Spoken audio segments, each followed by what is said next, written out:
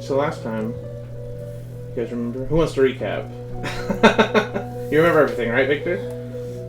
What happened? I don't remember. You were at the catacombs. You went down. My brain's not braining today. Citizen Rigwalt. No, remember we tried to fight that guy that was way too strong for us? Oh, You yeah. almost And killed we had to the leader. run. And we had to make the wall or the crash in to where he was. He collapsed the cavern as Yeah. you ran. Yeah. You were saved by Guillaume, the ghoul. Yes. Took you down into the undercroft of the city. AKA you just basically trying to save us. And then he told you Rigwald's secret plan. And about a book. A black book. So you went to Rigwald's home and you kicked his door in the middle of the night and you stole it. And then Theory read it at the tavern and went a little crazy for a little bit. Really? And then you learned that you needed the music from beyond to stop the ritual. The only one who knew that was the dwarf, Theodore John. I'm pretty sure that we have talked to him and his wife about it. Yes. You had to go to the prison, figure out where he was. You saved some woman who knew you from the guillotine. And then you went to the theater district, where you eventually found Zahn and Celine and their little son.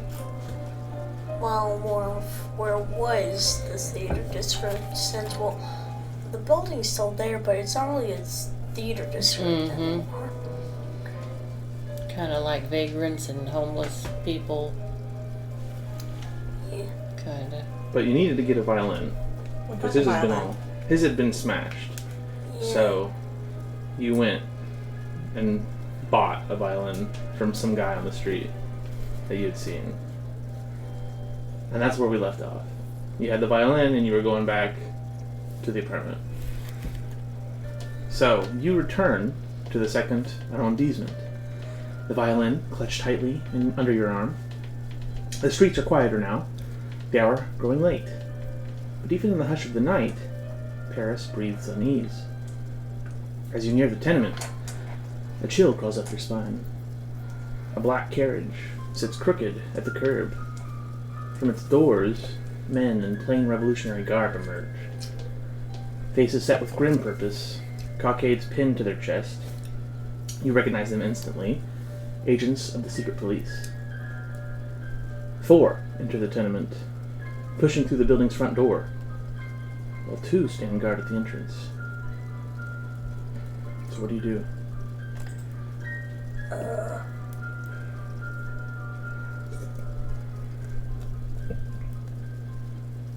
What should we do?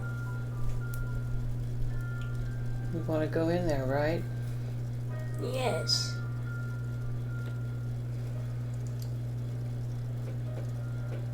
So, could one of us sneak in and keep them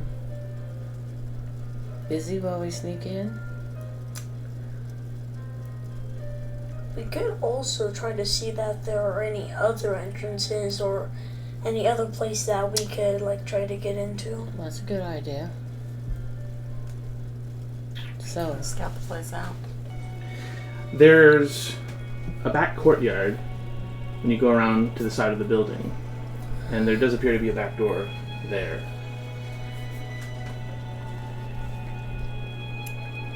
So we could try to enter through there.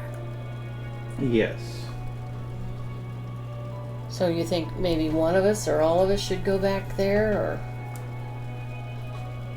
or Who? So, Christoph, you went around by yourself Yeah, to check?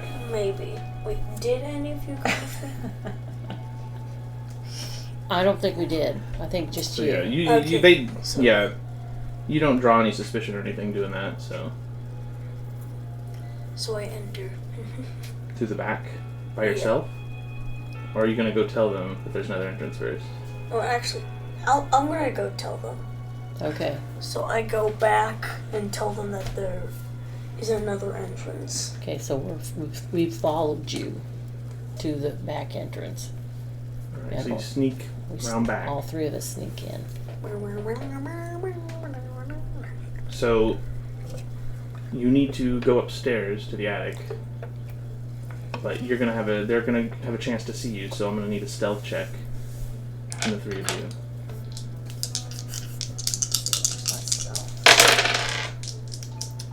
36. Wait a minute. Stealth is 50%. And I got 36, so I'm good. Oh, I failed. I'm not very stealthy. I must not be very... I think I've got 59. I don't know. You might not have it as a skill. I don't think I do. Oh, yeah, I do. 70%. I made it. Okay. Made it. Alright. So, I need a luck roll from you, Theory. Okay.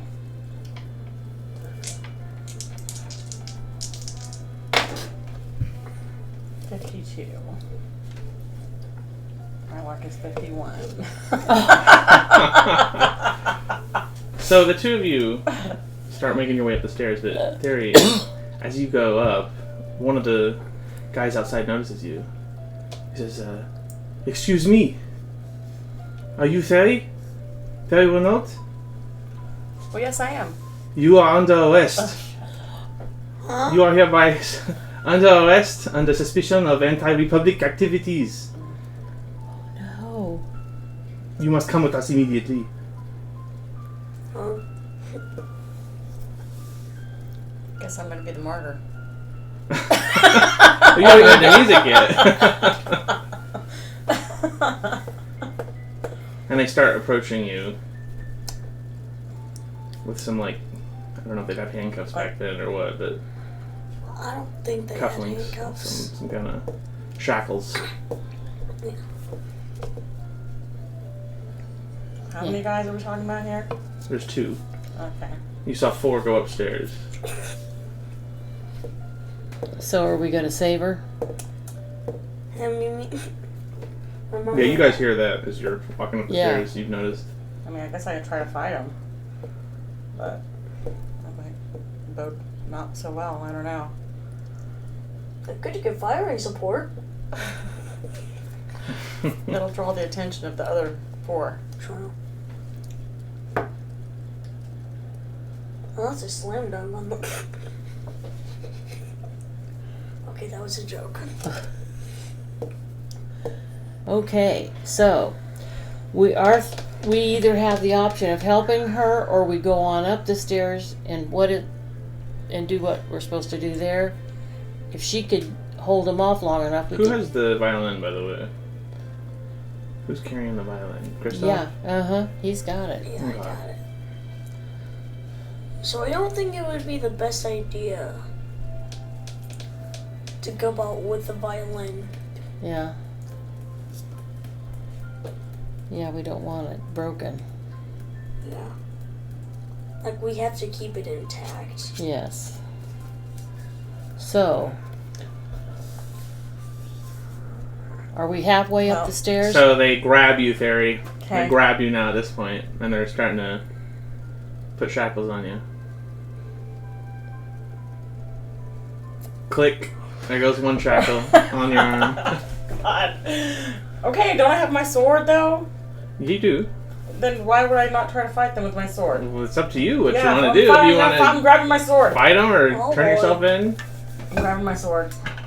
I'm not going without a fight. Alright, so this starts combat then. Oh, I thought you loved combat. Oh no! no. This was unexpected. Right off the bat. Well, Alright, first person to act is Victor. I take out my musket, Alright. aim at one of the agents, Okay. the closest one to me. Yeah, because I'm standing in front of the other one. Yeah, it's gonna be Don't aim tricky. at that guy. Yeah. You're gonna have to roll a skill check then to not shoot. try and not shoot fairy. If I was gonna shoot that one. But I'm planning on shooting the one that's... Okay, yeah, you can closest. shoot. I mean, yeah. I think you still need to roll a skill check since she's right next to them. 81. Oof. What are you, 80? Or something? You're pretty high. Wait, hold up. Oh, 85. Yeah, that still passes. Yeah. Woohoo. Okay. And then roll And then your damage. 1d... What does it say? 1d10 plus 4. My brain's not braining on which one's Yeah. a d10. Either one. Just roll Well, one. the one that doesn't have double digits on it. Yeah. 3 So Plus 7. 4 is... plus 4 is gonna be... I'm making sure know that that. my That's a brain's math fact, correct. I'm tired. Oh. It's because you were up all night. Gaming all night. When it says plus 4 again. Okay, Or so like it's drawn with a pencil, so... What? Yeah, right there. yeah. So 3 plus 4 plus 4. Musket. 16, bro. That's not right. Huh? Try 11. again. That's what that is, yeah. Alright, yeah, you shoot. And this guy... you blow off this guy's right foot. Oh! your aim's a little low. So he falls. And he passes out Gosh. from immediately from the pain. Yeah, if he's got 1 foot, he's on the ground. And passed out, so... Yeah, from shock and blood loss.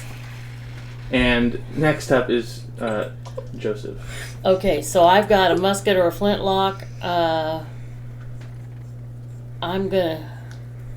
gonna take the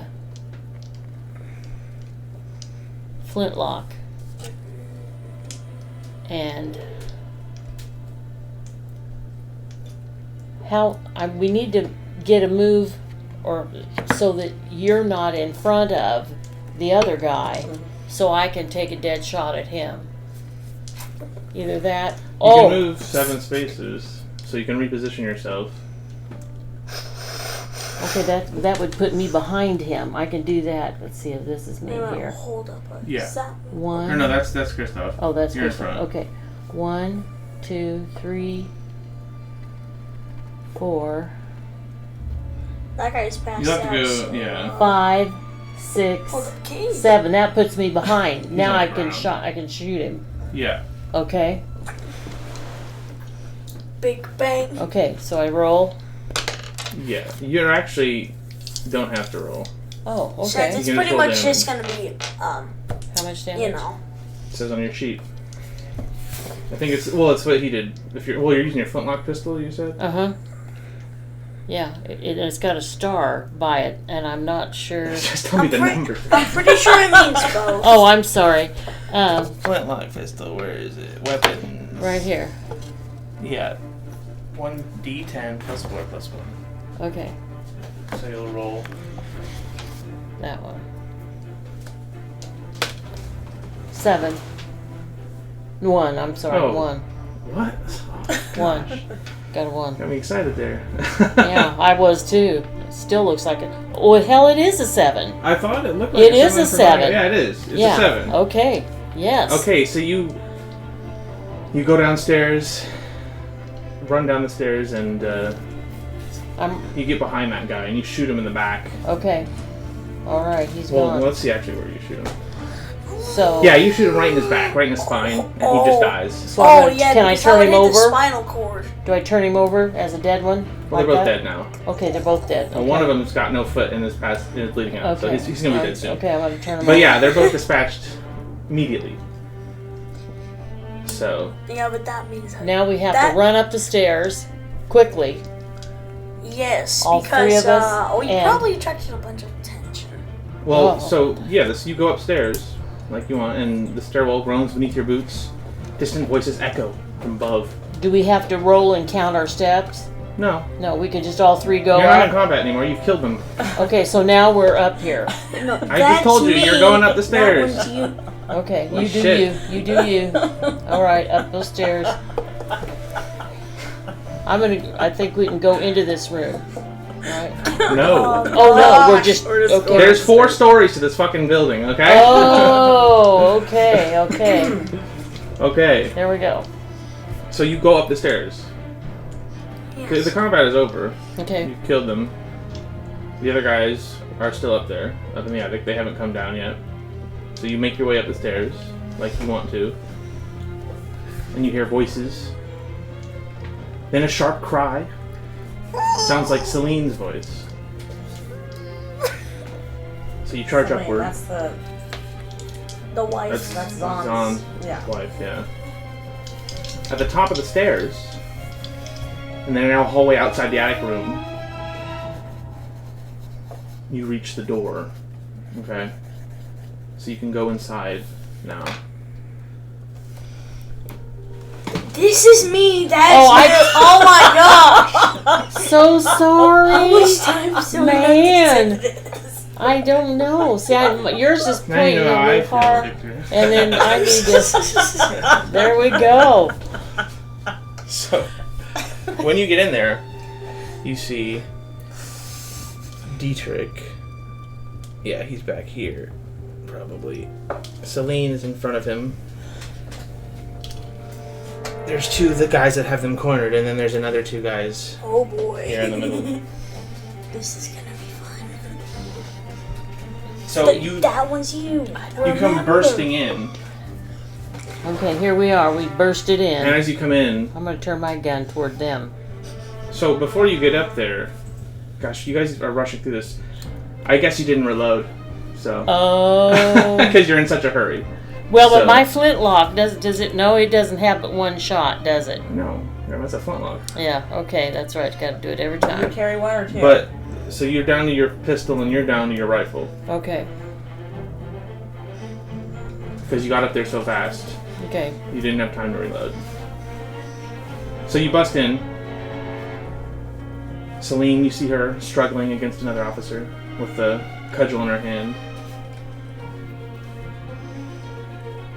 And we're in combat again. So, Victor, you're first again. Pulls out my pistol, shoots the closest one to me. Okay, Mm-hmm. roll me damage. Hold on. 1d10. It's gonna be 13. 13, that's right. Alright. Yeah, you pull out your pistol. You fire at the man nearest to you, hitting him in the stomach. And he keels over. Ooh, that's a good one. Joseph, you get to go now. Okay. I'm gonna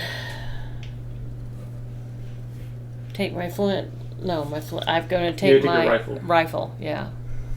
And I'm gonna roll.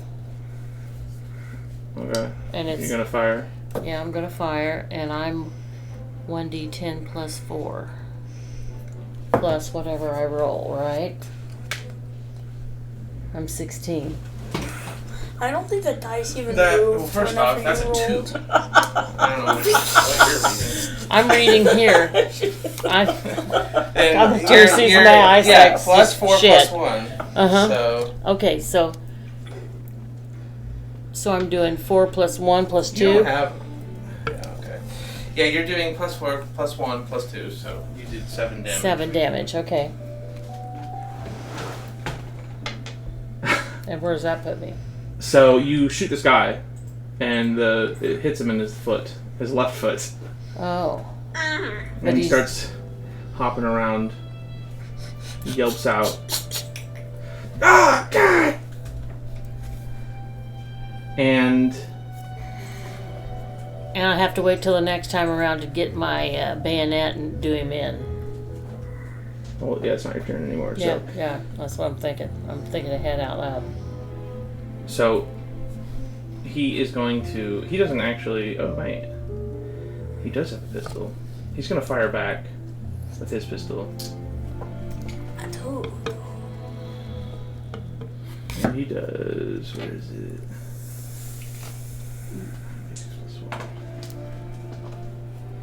But I think since you shot him with the foot, he's gonna have to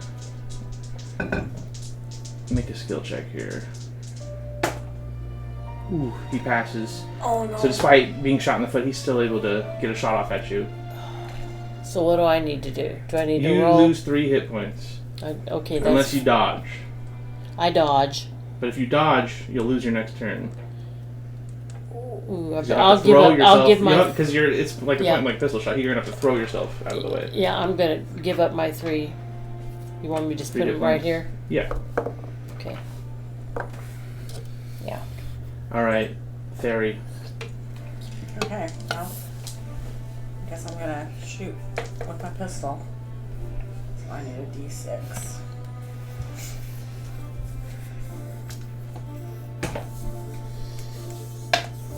One, 2, 6. 6 damage. Okay, 6 damage. You shoot him. You shoot. You guys shoot this guy in his foot as well. Bruh. All your shots are just going down for some reason. It's just the luck, I guess, or the lack of it. Maybe gravity is stronger for some reason. There you go. Gravity's on your side today. So he's going to shoot at you in response. He misses his shot. Fires wildly into the air, screaming while his foot's on. all bloody. Yeah. Then the other one is actually is engaged with Celine right now. So he's going to... This guy right here. The guy in front of her. Okay. So he's going to try and attack her. Alright.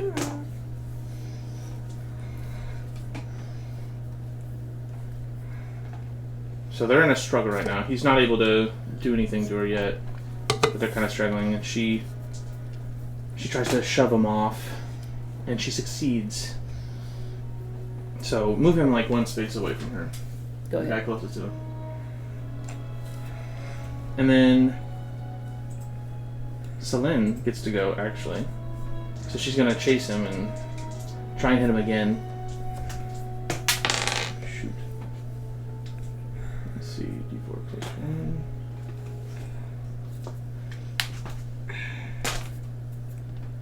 Ooh. She hits him on the side a little bit. Like hits his arm with her club. And then we're back to Kristoff. I can do a bayonet charge, right? You don't have your bayonet her up by Oh, hand since she yeah. went You'd have to after put her. your bayonet on. Okay, and then I put I my did it. bayonet on. Executive decision. That's going to take your whole turn to do. If it does, I can do what I want to do if I can do it next turn. Okay. Yeah, you spend your turn fixing your bayonet to your rifle. Joseph. Okay. I'm gonna take my bayonet. You're going to have to fix it to your rifle if you want to do anything with it. Oh, I can't You don't just walk around with it on. yeah. Because it would fly off when you shoot. Shoot, yeah. Okay, so I have to take my turn this time to put it on, right? Just Well, yeah, like he just did. like I did. You Just want like to? he Yeah, did. yeah. Yeah, okay, I'm doing I that. don't get any special treatment here. Let me see what else is on here.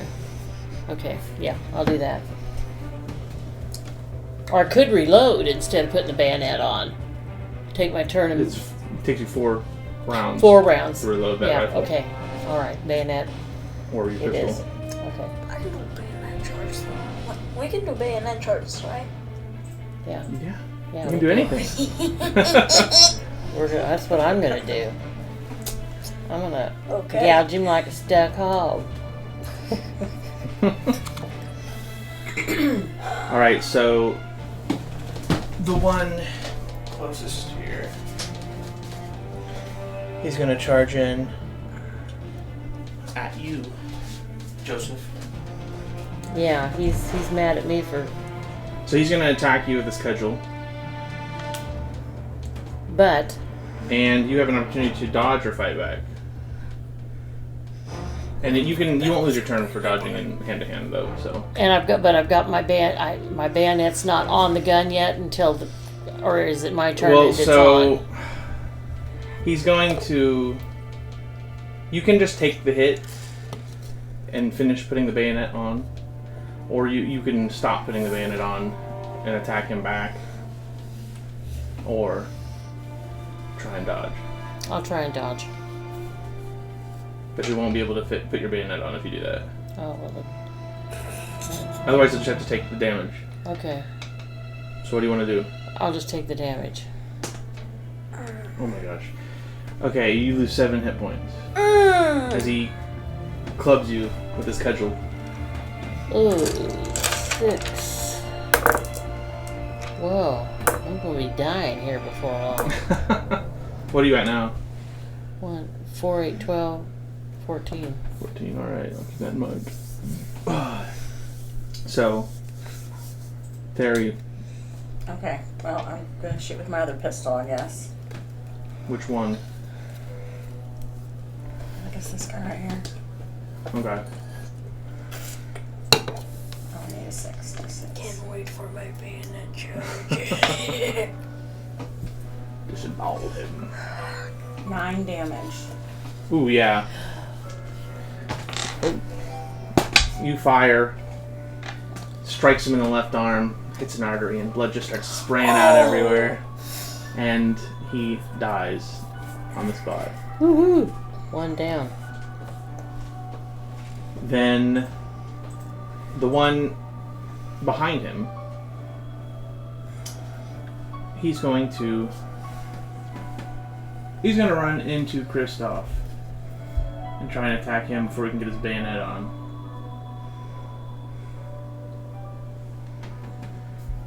So, what are you gonna do? Are you gonna fight back, dodge, or just take the hit? So my bayonet's not fully on yet. So if I do dodge, or if I do really any of the options except for take the hit, I'm gonna have to do it all again for reinstalling the bayonet. Mm-hmm. Well, I'm gonna take the hit since I pretty much have full health. Okay. Yeah. You lose 6 hit points. 1, 2, 3, 4, 5, 6. So he swings and he hits you in the shoulder. But you just keep putting your bayonet on. Then Celine comes from behind. Okay, she comes. This is her there? Mm-hmm. And she comes from, where does she go to? She goes to behind that guy. This guy right over here. Hold on. This Where one? was she? She She was was, right here. Let me see how far she can move. That's as far as she can move. That's as Okay. close as she gets. So she can't. She, I wonder if she has any throw skill. Maybe she could throw.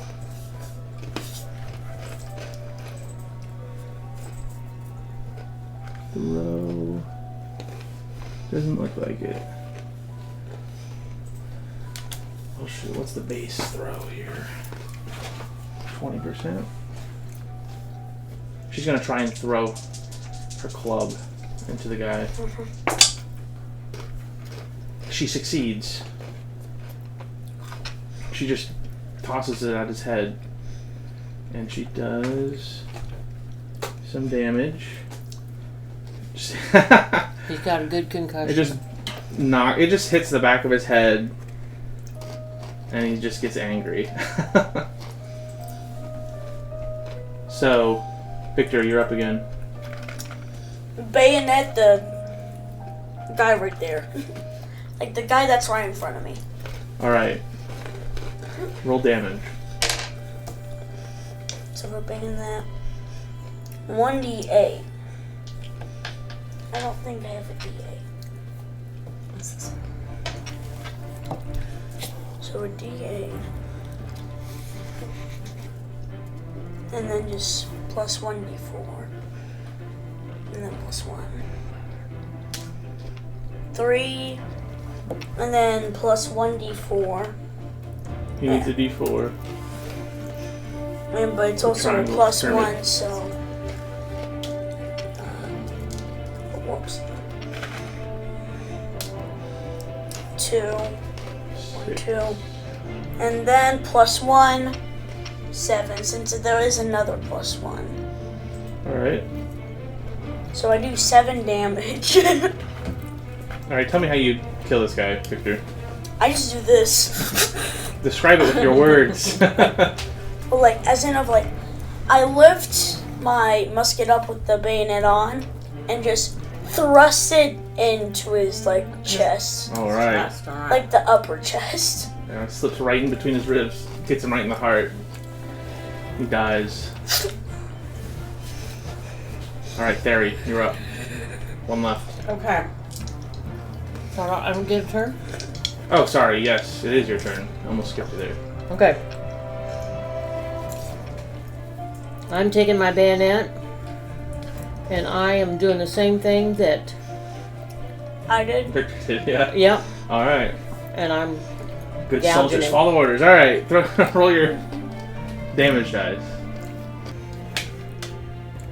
8. +1 is 10. Yeah. Alright, Grandma. How do you kill this guy? Describe it to me. I took the bayonet, and I impaled it right in his jugular, in Alright. his neck.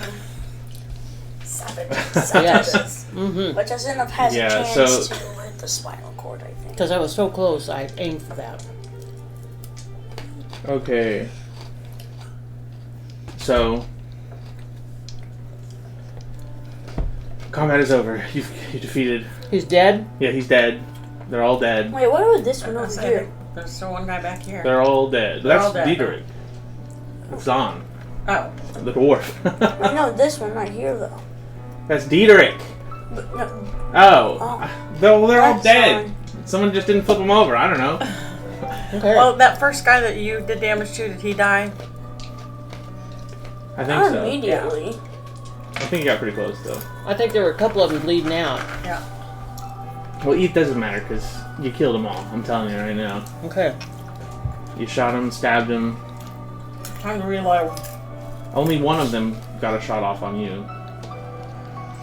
So yeah, you reload. And you can also do first aid to get 1 hit point back each. So I just roll. You look at your first aid skill, try to roll under that. And you can do it on each other as well. Whoever has the highest is probably going to be the one who wants to do it. Mine's only 30%. Mine's good. also only 30. Mine's 50. Alright, so you're going to want to try and do first aid on yourself and the other two. So you're going to need to roll 3 times. I didn't lose any damage. Both of these dice together. Yeah. You're going to try to roll under that. 58. I get 2 more rolls. What's your skill?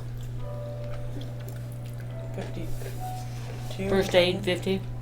50. So you could spend 8 luck if you wanted to make it a success. So what do I do now? You would subtract 8 from your luck total. Okay. Oh, my luck total. Yeah, you can spend 8 luck, which is here. You have 60. Okay. So you go down to 52 luck. Mm-hmm. And then you'll get 1 hit point back. Or 2, sorry. 2 hit points back. Back. Yes. So we're used to giving them away. Okay. And then you're going to do another roll for Kristoff. Okay. 31. That's going to be a good one. So yeah, you get 2 hit points back, Kristoff.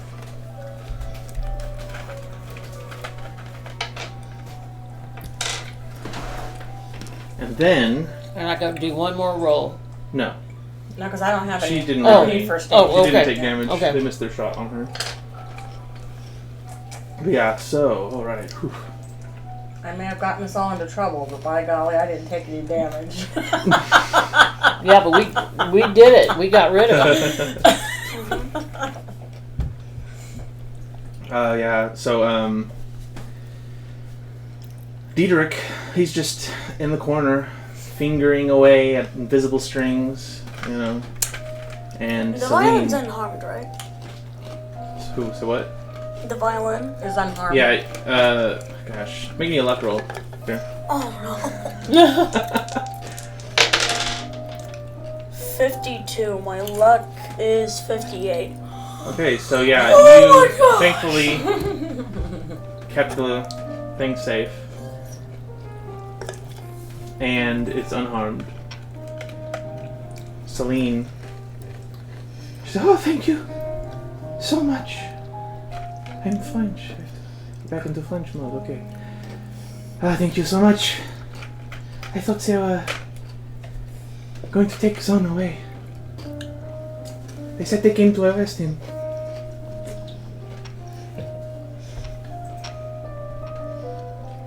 I see you found a violin. Yeah. I still don't think we should let Zon play. Why do you not think we should let him play?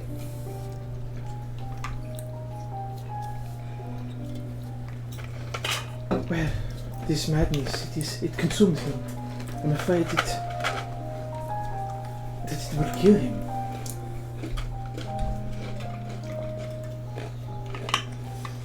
He has been getting worse ever since Fenalik.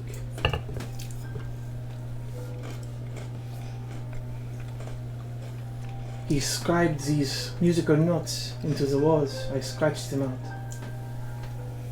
I smashed his violin. He just would not stop. He obsesses with his music all day, every day. Says that it will save us if he can play it. Well, I believe that's true.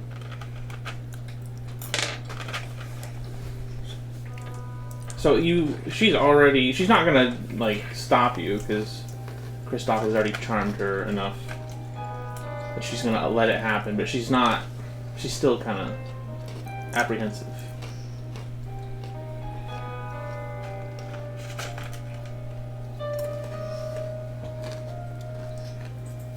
And she goes and starts consoling their young son, the 3-year-old little toddler. He's probably pretty distraught right now after everything he just saw. Yeah, no doubt. So, Oh, what am I going to do? We have to run away. All these bodies. We'll hang for sure.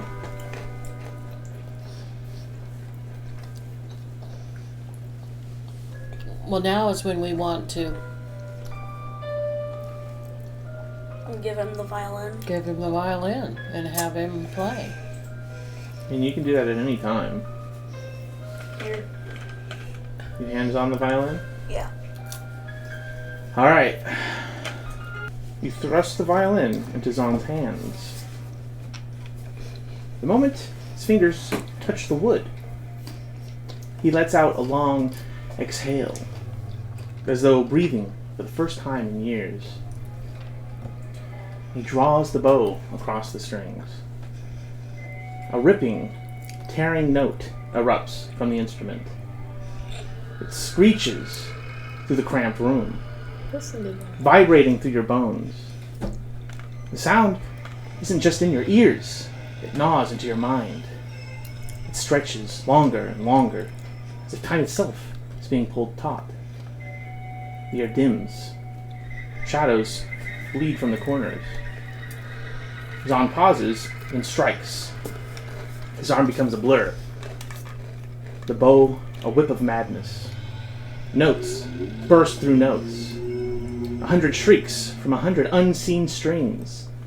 No human hand could move so fast. No mind could follow the music. The room shudders. The walls split and crack from the top. Ooh. Plaster peels and crumbles. The ceiling ripples and tears like paper, unraveling into darkness. Overhead, the starry vault of night is exposed. But the stars are wrong. They pulse and spin in patterns that twist the gut. A wind screams downward, pinning you in place. All of you can make me listen rolls. 34. And my listen is 75. I passed. Okay. Pass.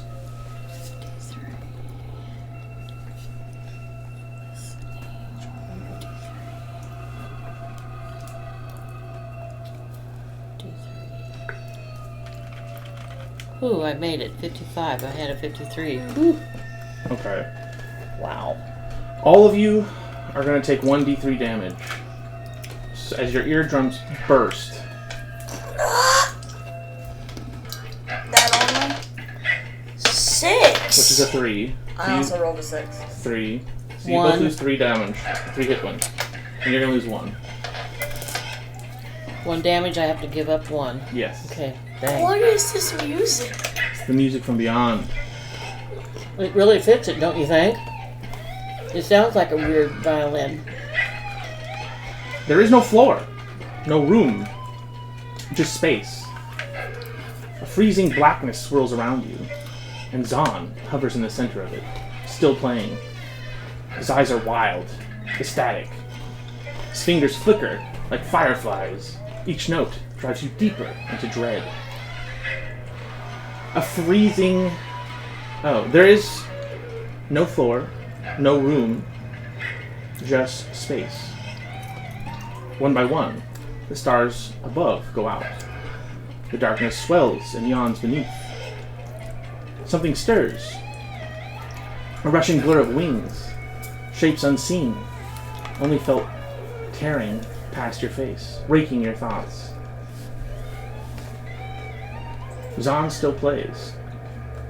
Deep staccato notes punch into your brain. Visions bloom. The cruelty of the cosmos. The emptiness behind all things. The universe without purpose. No justice. No reason. Only madness. Then you realize the laughter echoing around you is your own.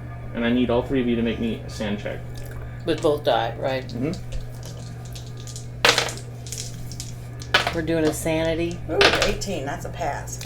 15 and my sanity is 39. Okay. I have sanity 70 and I rolled an 89. You can spend 19 luck to make that a success. I can do a 19 luck with both die. No, you just spend the luck points you have. Oh, all of them. 19. 19 You of them. subtract 19 from the 50 whatever you wrote. 52, yeah, okay, gotcha. So you're at 40. I'm at 30. 31. 30, no. 33. Yeah. 33 now. Okay. Then all 3 of you need to lose 1d10 sanity.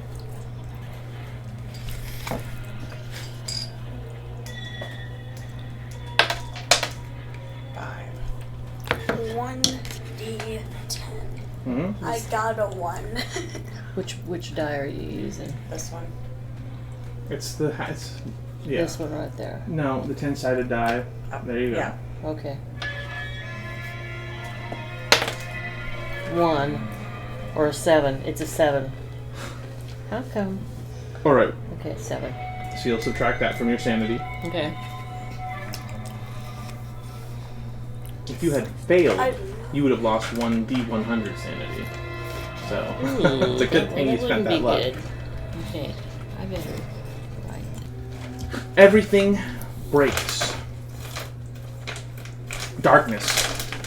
Silence. You wake on the floor. Cold. Shaking. Are we in the building still? The floor of the building? The room is whole. The ceiling is intact, though fingernail scratches mar the plaster. At the corner, deep gouges where Celine was taken. There is no sign of her. No trace she was ever there. Oh my gosh. Zahn lies sprawled across the broken remnants of the violin. His fingers are blackened, fused into the shattered wood. His face is frozen in a rictus of absolute horror. Rigor mortis has already set in. Oh my gosh. From the corner of the room, you hear a soft sound. Little Hieronymus claps his hands, smiling. Again, Papa! Again!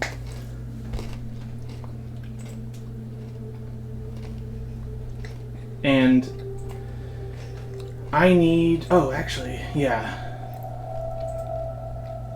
Yeah, that's actually fine. Okay, so... Yeah, you've woken up. It's hours have passed. Because rigor mortis has already set into his body. Yeah, he's dead. He's dead. Celine, gone. Gone. Little Hieronymus, all alone.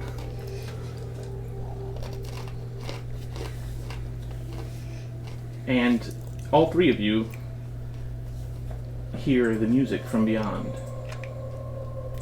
in your minds. Where the heck are they? Mulsanne's dead. Let's say Celine, she's gone. And actually, I'd say all 4 bodies are also gone. Of the other people. Mm-hmm. They were also sucked off into the void. So what now? So it's just the 3 of us and the little boy. Yeah.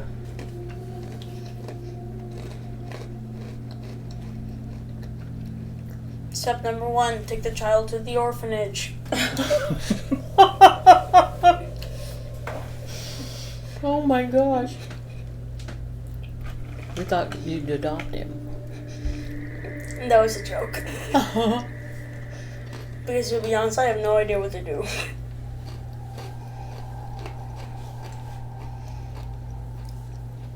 Well, what's the rest of Take our... the child to my wife. Mm-hmm. And what's the rest of our quest?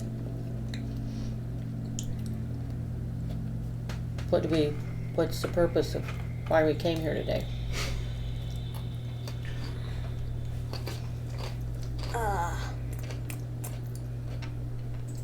You need to stop the ritual. That's on June the 8th. Defeat Rigwald.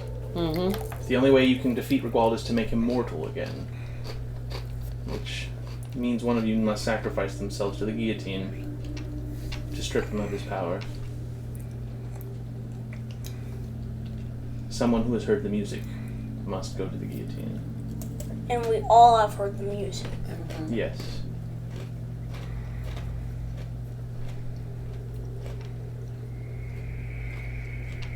And actually, I want you, Joseph, to make me a intelligence check.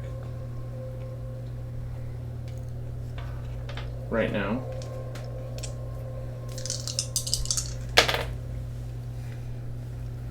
$74. Wasn't it the right die? Okay. Yeah, that's a one. D8. Not that one. Get that other one right. Yeah, There you those go. those are the 2 you're supposed to roll. All right. 10 and 6. 16, and we're looking for That's intelligence. pass. That's sure. pass. You're way smarter than 16, I know that. Okay. So, I don't know. Yeah. Okay. Okay. in Got it. which case, you are going to... So you have gained a new mania. We'll do what? A mania. Oh. You now have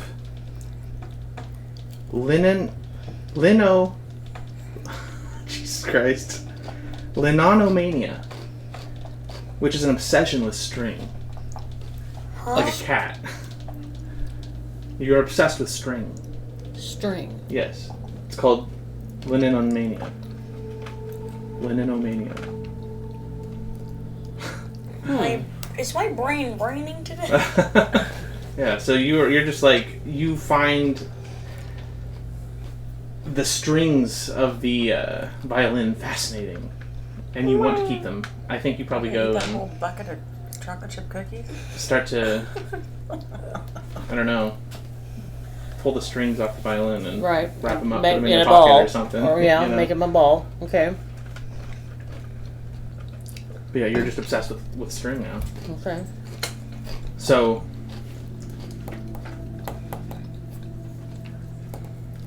and yeah, we're still in the situation we're in. Let me know what you guys want to do. What day is it right now? I'd say it's probably the 6th. You probably have like 2 days before the festival. It's July 6th. Mm-hmm. So you have just enough time to condemn someone to the guillotine, get them executed.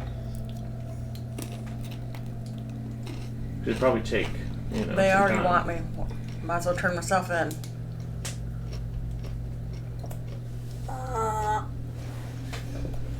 Or I could go. We all have heard the music. You have 2 daughters, a wife as well. I know. This is extremely hard. And yeah, little Hieronymus Zahn is just playing in the blood. Painting, like finger paints. With the Child, blood. you are a psychopath. It's only 3. I thought that you would be horrified by this. Well, I think we need to clean up the kid and pack his stuff and take him to I'll go. Marguerite. To where? Where are you To the going? guillotine. I'll go to the guillotine. You sure? Uh-huh. Yeah. Always wanted to get a look at the other side.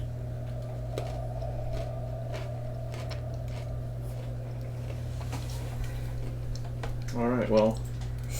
So you take little Hieronymus with you. As you're leaving, I guess you need to come up with a plan. How are you going to get yourself to the guillotine? Is a question I have to ask. I'm just going to go back to where it is. Well, you need to get executed. Well, I'm just going to turn myself in for crimes against the state. Okay, you can do that. But you probably... Well, yeah. Because remember, you need to get executed now, not in a week. I know. So you'd have That's to... why I was going to give myself a pass. I guess you could just say you murdered six guys. The secret police Which I said that we officers, technically did. And just take the blame for all that. I'll take, that, That'd it'll probably get you exonerate there them. Anyway. real quick to the guillotine. And that's enough, like, with that, also, like, you could, also add that as enough, like, every other person that was involved, they were forced to. You could also add that, just to make it so that it might be quicker. Yeah. So you leave the tenement with Hieronymus in tow. The night is thick with the damp perfume of rot and river fog as you emerge from Zahn's tenement. A hush clings to the theater district. Its brilliance dulled, its playhouses shuttered, alleys sagging with shadows. Somewhere, a lone violin screeches in dissonant practice. Or maybe that's just the music from beyond in your head. Still lingering. Who knows? You're not really sure. You're halfway down the narrow street when something shifts. A hiss from the darkness.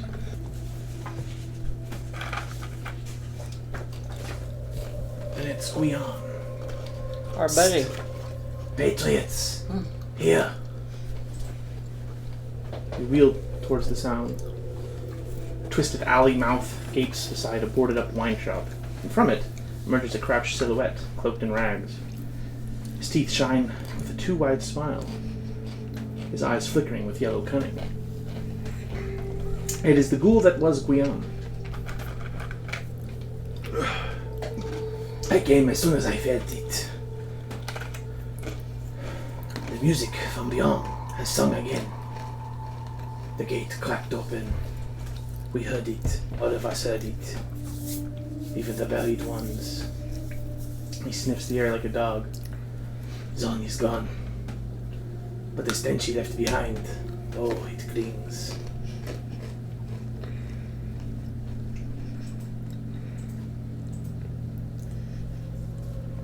You say anything in response? Yeah, I'm saying, well, buddy, I'm taking myself to the gallows, to the guillotine, to take the next step. Quite the sacrifice. You have any advice?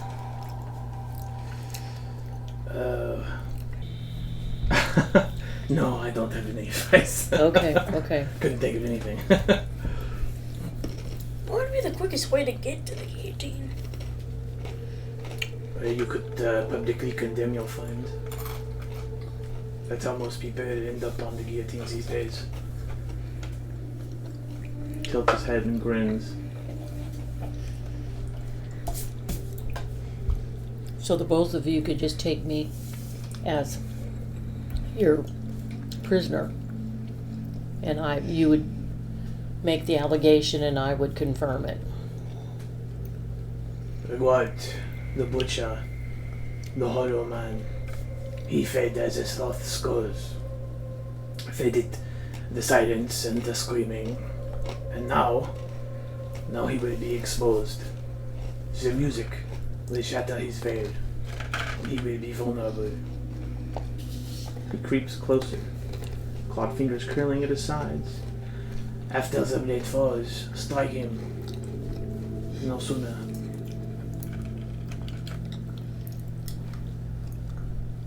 The festival of the Supreme Being begins at dawn. Day after tomorrow. Is there any way that while I'm there at the guillotine that I could grab him? He will be there. And He always is. That pompous mask of a man wouldn't miss a beheading. Right. But you must be swift. Yes. The clouds tomorrow will be vast. Yes. Perfect cover, but also perfect chaos. These masters will try to spirit him away the moment the blade falls. If you hesitate, you will be able to murder us and drive to the Place de la Revolution. Will the blade be able to do a 2-for-1 deal? Could I grab him, put his neck down? I think you would find that to be very hard. Well, All is quiet and the air feels colder than it did before. You look at one another. Doubt flickers. Can you really pull this off? So what is your plan then? well, Once you once I'm on... go up to the guillotine, you're gonna be, surrounded by guards, most likely. But if they're turning me in, they could accompany me up on the guillotine, and then So they could grab him. there might be a problem with that plan though. Okay, what would that problem be? Do you have any idea? There's gonna be guards everywhere. Well, I mean, why you two couldn't accompany, or why? Because I'm wanted. Exactly. Barry, Oh. Barry's wanted now. That's right. Okay, forgot. Yeah. Okay. Mm-hmm. Because remember, I guess these two kind of are deserters at this point. Mhm. Because they've been missing ever since they were stationed to guard the catacombs. Mhm. They're either that or they're presumed dead, Mm-hmm. But somehow they know Theory has been doing some stuff Theory shouldn't be doing. Right. And, yeah. Well, what's another plan we could formulate then?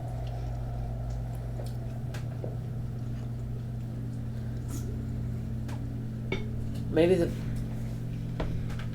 because we have to end up with him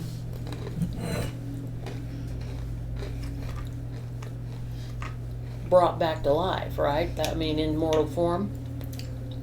Is that what we're searching for? Well, when you die, he will become mortal. be mortal, yeah. Well, and then we need to kill him in his mortal state, right? Is it going to be forever or just a limited time? I mean, it'll end his connection to the skulls. That's a good question. Guillaume seems to sense your hesitation. His yellow eyes narrow. If you can't strike him in the square, then draw him elsewhere. Lure him.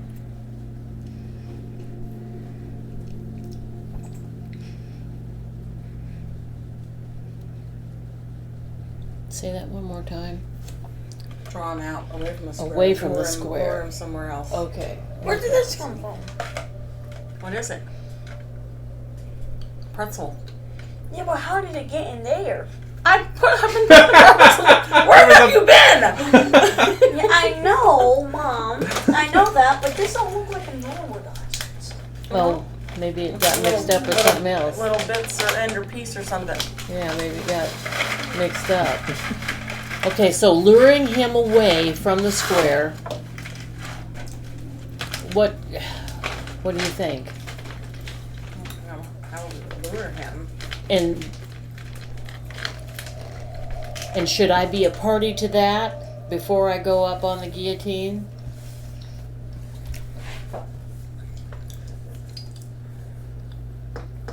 You need to die First, I have for to. him to be Yes. vulnerable. Yeah. Okay.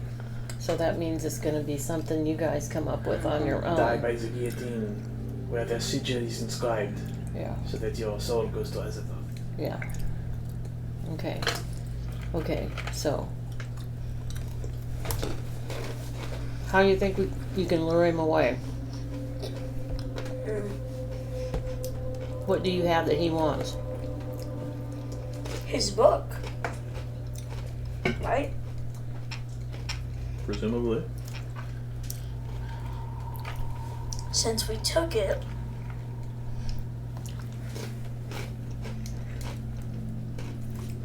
that means I was thinking we can trick him to go somewhere enclosed and voila. Well, and he knows you. He would recognize you guys as the guards who took down Fenelik and the guards that he thought he killed in the catacombs. So he And might, then since his book has been stolen, I don't know if he's got any other suspects other than you guys right now, you know? You're his only enemies. so One far. of you could go up to him and say, "I know who has your book." And Yeah, then, but- with your guns loaded, you could take him and say, "I'll take you there," okay. and then you could ambush him. But the thing is about that, we would probably have to get a disguise. Yeah, I definitely would have to have a disguise. Since as in That's a good idea. if we're just gonna be wearing the same stuff, he's gonna expect that we are the people who. He knows. And in the meantime, I'll go up and get my head chopped Well, I don't know off. how... He knows your faces. So I don't know that the disguise is gonna... Unless you can... I mean, there's no prosthetics in 1794. Sure. You know, like... So changing your clothes wouldn't necessarily change. Because he already knows you.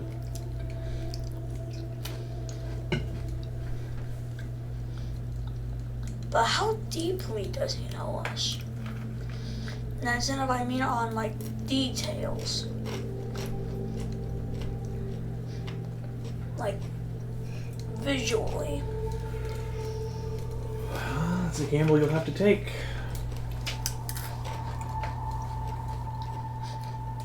I'm pretty sure that there were bandanas back then. Oh, yeah. Probably not sunglasses, though. So you can't do a bandana and sunglass thing. I know, but you can do a bandana, and with like maybe some like other face covering stuff that they had back Well, then. I mean, if you're trying to lure him, do you necessarily even need to be disguised?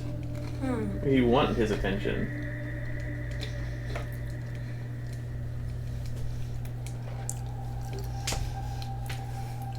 Yeah, you want him to be able to say aha to himself. I got him. And we're going to have to time this so that my head comes off and you're with him when he becomes mortal.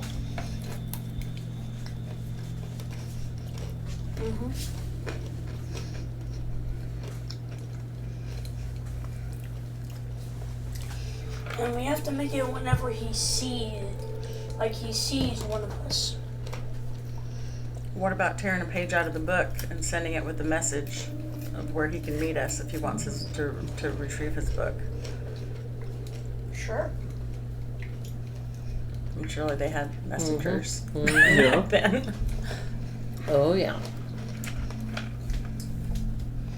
Oh yeah.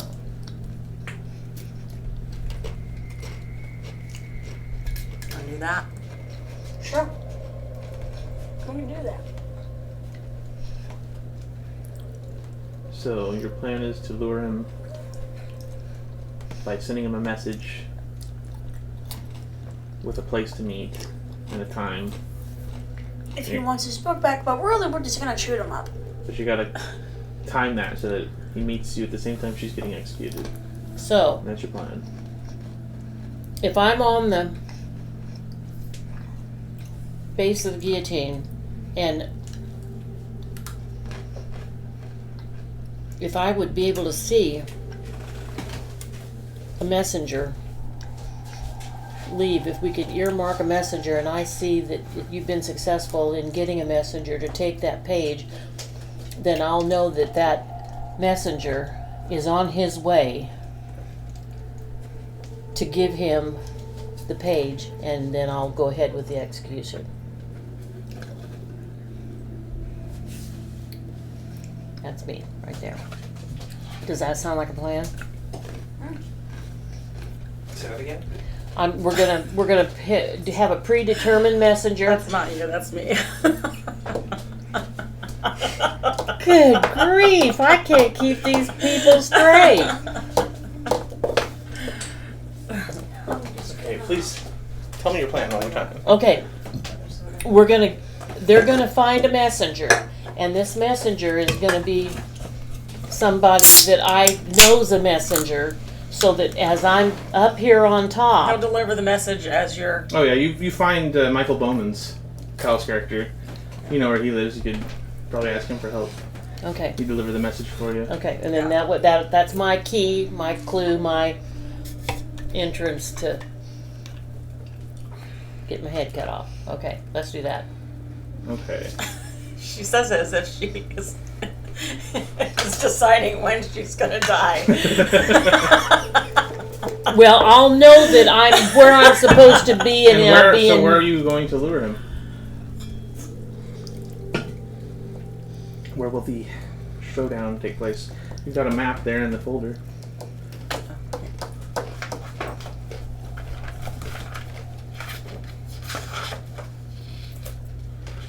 Someplace abandoned. Okay. You don't want to have people there. That's the whole point. We have him go back to the catacombs. What about the music district? How far is that? Well, the catacombs wouldn't be a bad idea, because unless they're hauling bones, there would be nobody there, except those that are under the ground. Yeah, dead. I wonder what. There's an abandoned location nearby. Some place that isn't used anymore as of recently. Where is it? The Palace Royal? No? No? You've been there. Last session. You did something there. Oh, is it the Bastille? No. No. Shit, I don't know.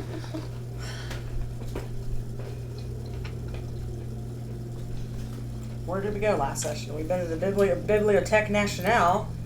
You saw someone doing something in some place that she wasn't supposed to be doing, and then you joined her. Do you remember that? The Asylum? No? No. This would have been like in the Place de la prologue. Revolution.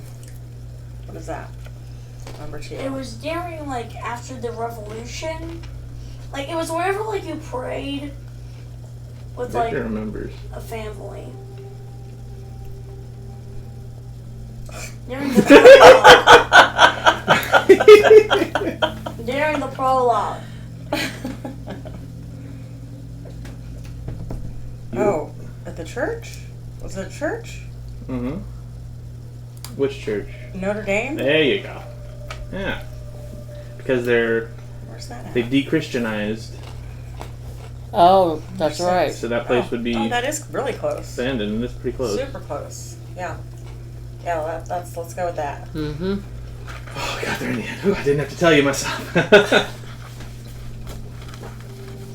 Perfect. So, Guillaume hears that. Notre Dame, yes. I've walked those halls. They lie empty. The people of France no longer have need of God. I could call others. The ones still loyal to Paris.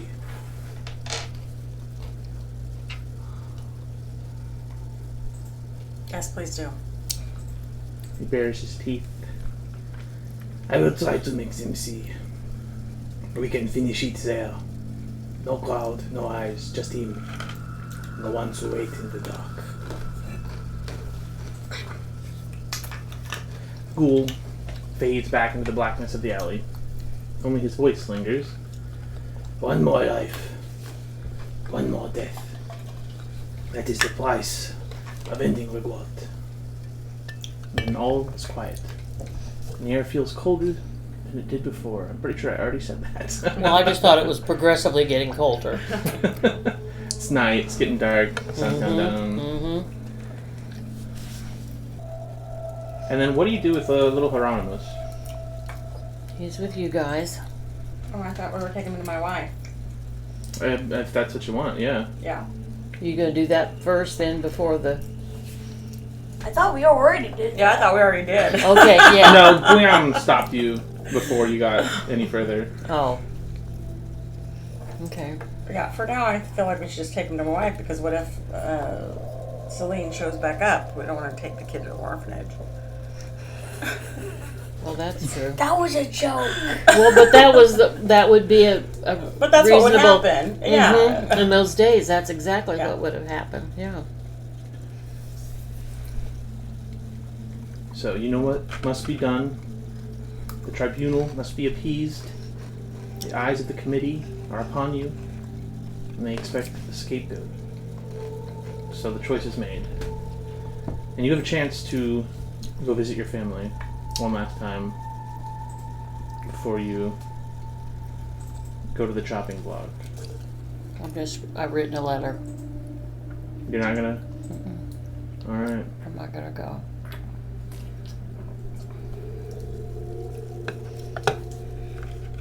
What does the letter say? The letter explains the reason for what I'm doing today, and that Vive la France. Okay.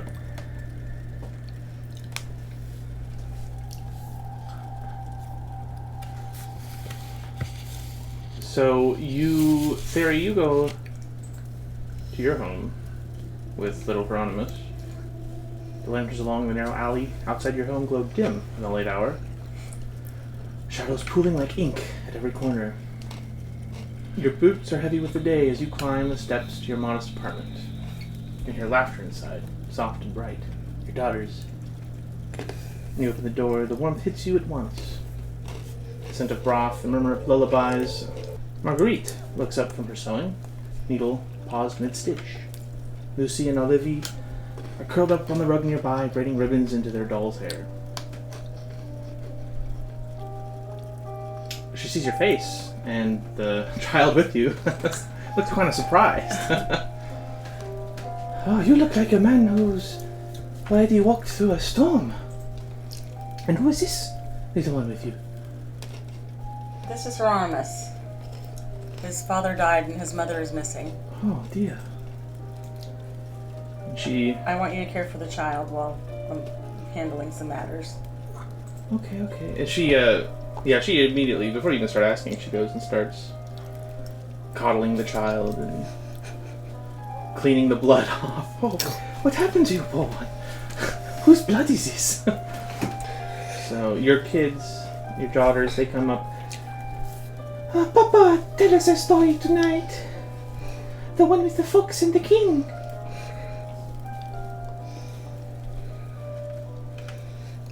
Yes, of course I will.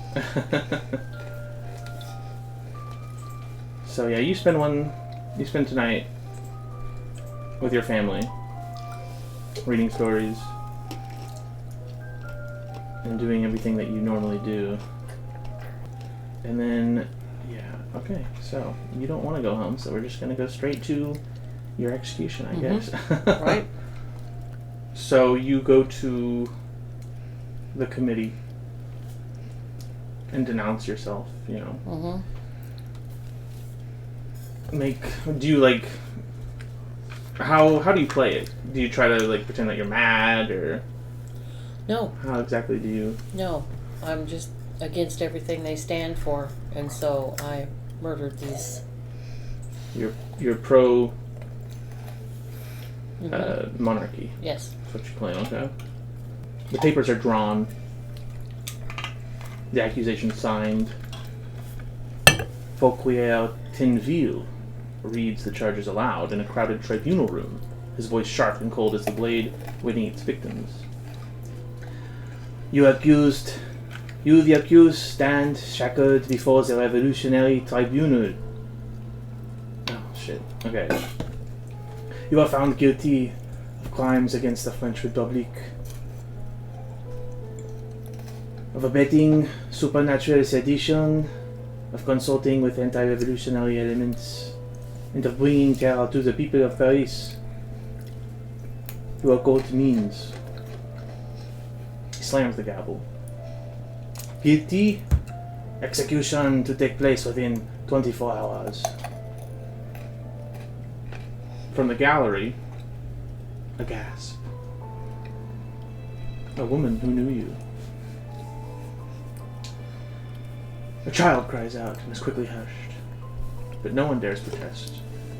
The night passes without dream. The cell is cold and hard, its silence broken only by the distant clank of chains and the occasional sob or scream.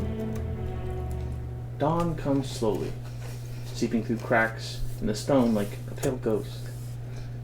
When the guards arrive, they do not speak. They shave the back of your head roughly, exposing the neck.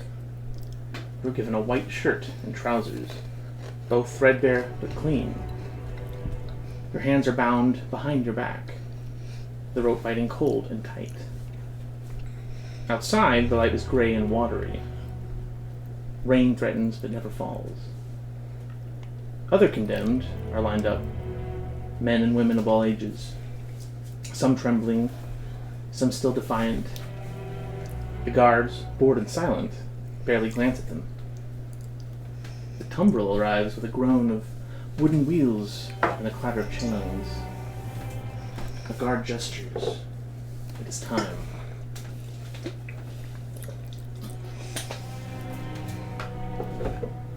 I request that you put me first in line.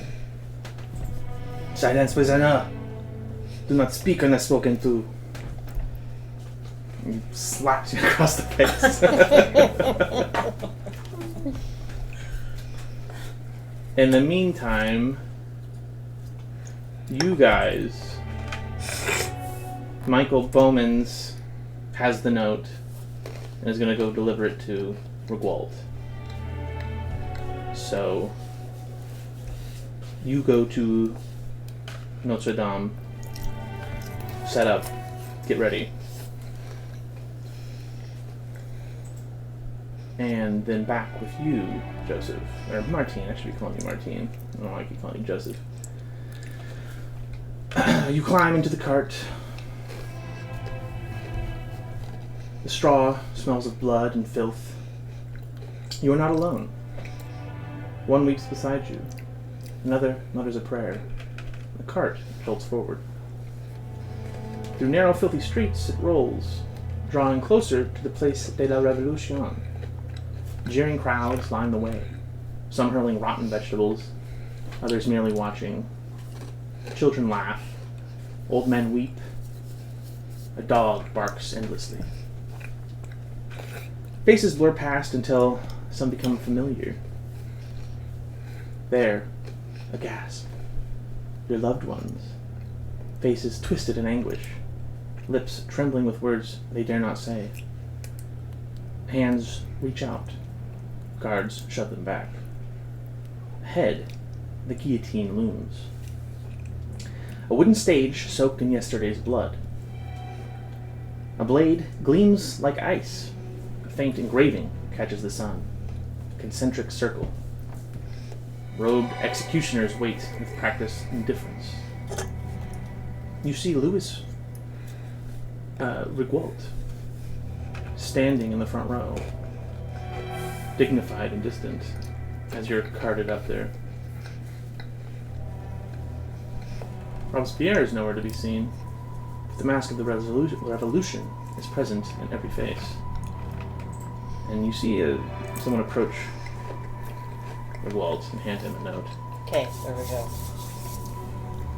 He looks at it, and he looks puzzled and then angry. And he storms off. You see him storm off. The tumbril stops, and the guillotine beckons. So then we're going to go back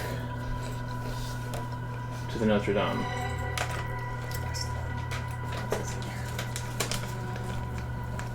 You enter Notre Dame through a side door, and you make your way into the nave,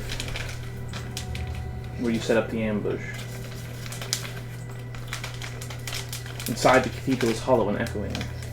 Stripped of holy finery, the nave is dark and cavernous. Sunlight filters through high windows, but no warmth reaches the stones. Rigwalt pauses. He enters into the cathedral. You see him. Where are you, I guess?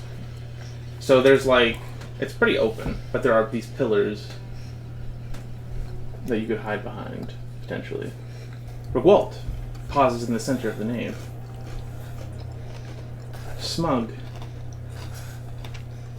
and unhurried. He scans the empty cathedral with disdain, brushing the hilt of his saber. So this is the place you've chosen to die. He just says that out loud. Then there's a sound, a shuffling, a hiss. Guillaume steps from the shadows, his pale yellow eyes luminous. Other ghouls stir behind him. Hoo-hoo. Not this! Rigwalt turns slowly as they begin to encircle him. The light from the stained glass casting blood-colored shapes across his face. Oh. Know your place, wretched creatures! He attacks at once. We are. They And kind his of. friends. Yeah, I guess they're probably hiding behind one of these pillars or something. They approach from all sides. He is And you're now surrounded. in combat. Who's up And first? first is going to be, I'm pretty sure it's Victor. Do I still have my bayonet on? Mm-hmm. Yeah. No. No. Okay. Okay. I'd say, because you don't walk around with it Oh. on. Okay. Okay. I want to move to here so that I have a better firing position. You can make, well actually, Citizen Rigwalt goes first. Oh. Never mind. Yes, he has a higher dex than you do. So he's going to pull out his pistol and he's going to shoot one of the ghouls. That's the first thing he's going to do. So he fires a shot off. He hits one of the ghouls. Oh, I forgot. I have this. I can do this! Oh, I completely forgot. So he shoots the ghoul in front of him, who now has 5 wounds.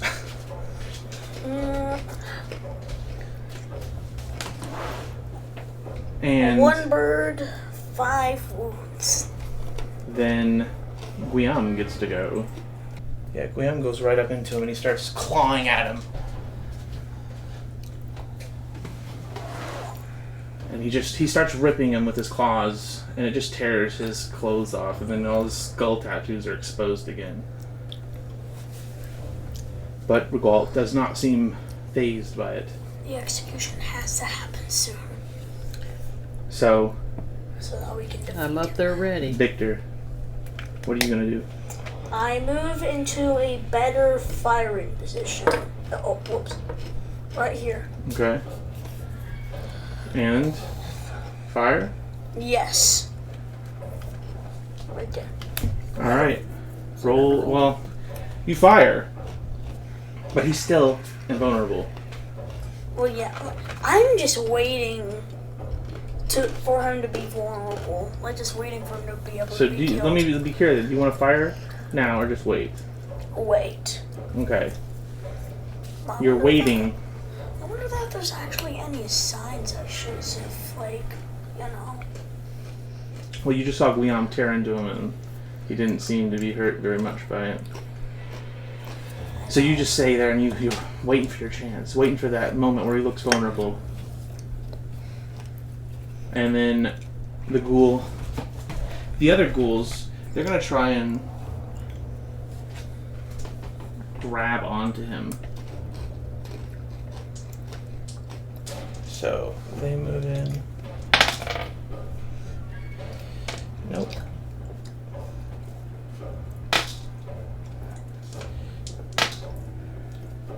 Okay, this one grabs on. Oh, sorry, that's over here.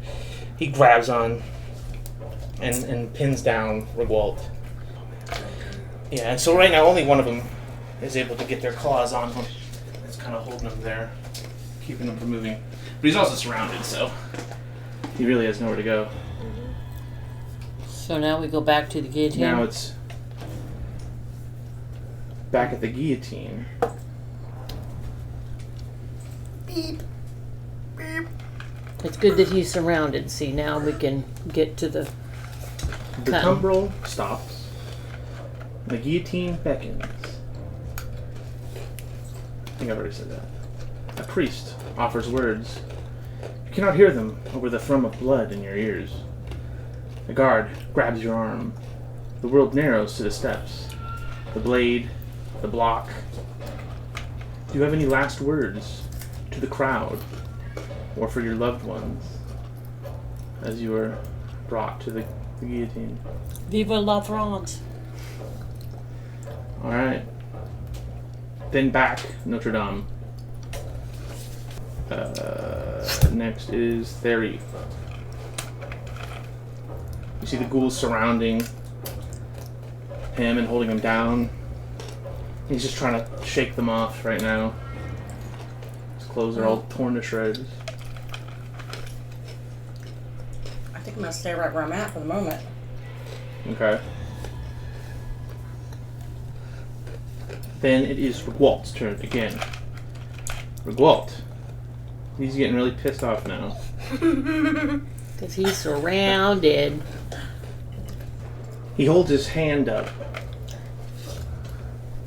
And this invisible force of energy just kind of blasts the ghoul directly in front of him. Yeah, the ghoul is thrown back. Oh, which ghoul? They run directly in front of him. And then it is Guillaume's turn again. And Guillaume is going to try and hold him down. And he succeeds. So now he's got two ghouls that are clawed into him, keeping him pinned in place. Victor. You gonna hold off? I put on my bayonet. Okay, you spend your turn putting your bayonet on.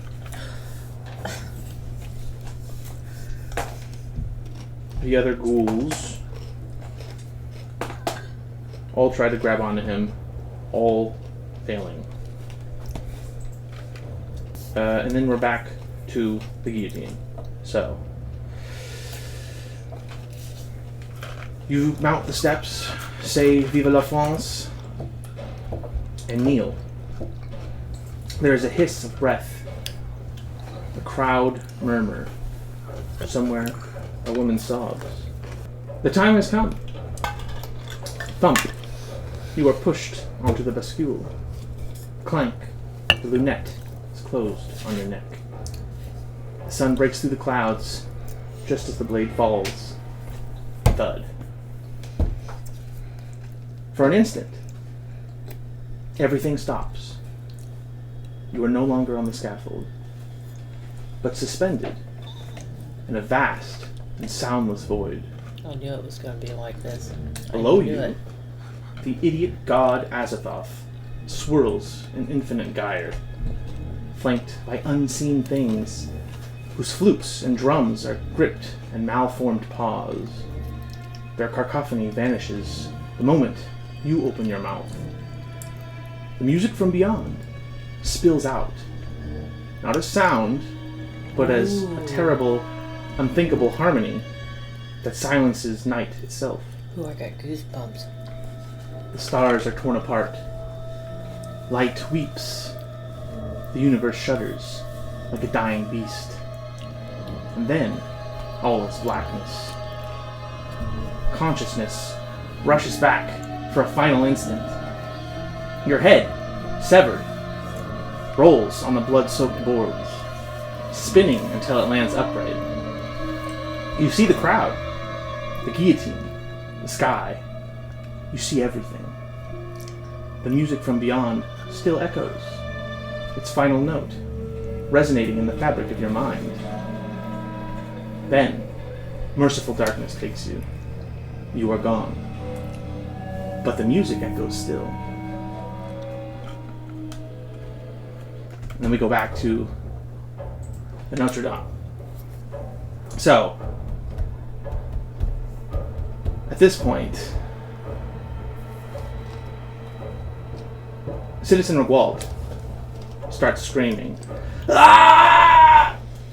The skull marks blossoming across his body shriek in unison, erupting in gory bursts that shower you with blood. He staggers, clawing at his chest. Now is the moment. He is vulnerable. The unnatural armor shielding his soul has failed. Though still dangerous, he can be fought. Attack! So, now it is Thery's turn. You know what you gotta do. He's weak right now. I guess I'll try to take a shot from here. My pistol. Okay, you're within range. Bang. Do I need to roll? Just damage. Okay. So D6. D6 plus 5. 11. Wow. Let's see where you hit him. The bullet strikes his right arm. Okay. I thought it was gonna be the foot. And he drops his saber. Yeah, thankfully. Not the foot this time. He drops his saber, He drops the saber. which he had just pulled out. And I'm actually going to have him make a con check here. Because you did so much damage to him. Oh, he has a high con though. Yeah, he passes. So he screams out in pain. Ah! And then drops his saber, it goes clattering across the ground. And then it's his turn, actually. So, his one last final act. He looks at you, Thery, and you're going to need to make me a power roll. Okay. So he looks at you, and he starts chanting some black ritualistic shit. 63. My power is 80. Okay, so that's a regular success. Yep.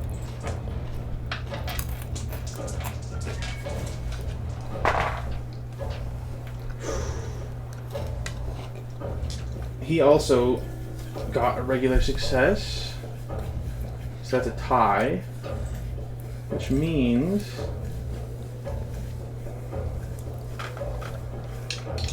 What does that mean? I don't think we've ever had a tie before. Okay. How many hit points do you have? 25.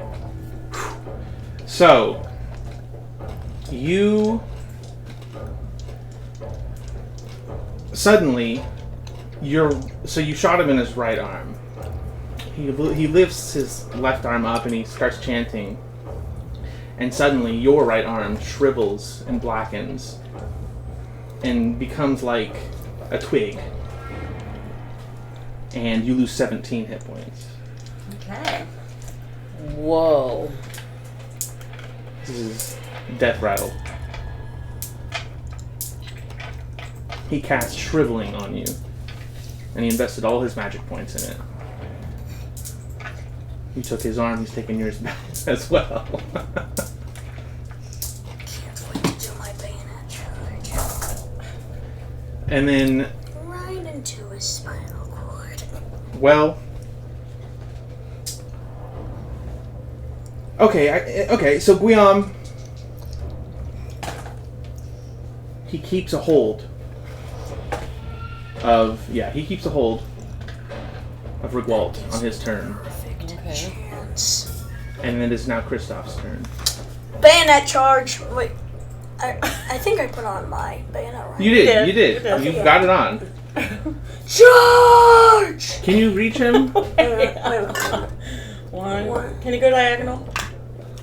I'll allow it. Okay. One, 1, two. 2. 3, 4. Yeah. Normally no, but this is cool, so This I'm is gonna cool. let it happen. Heck yeah.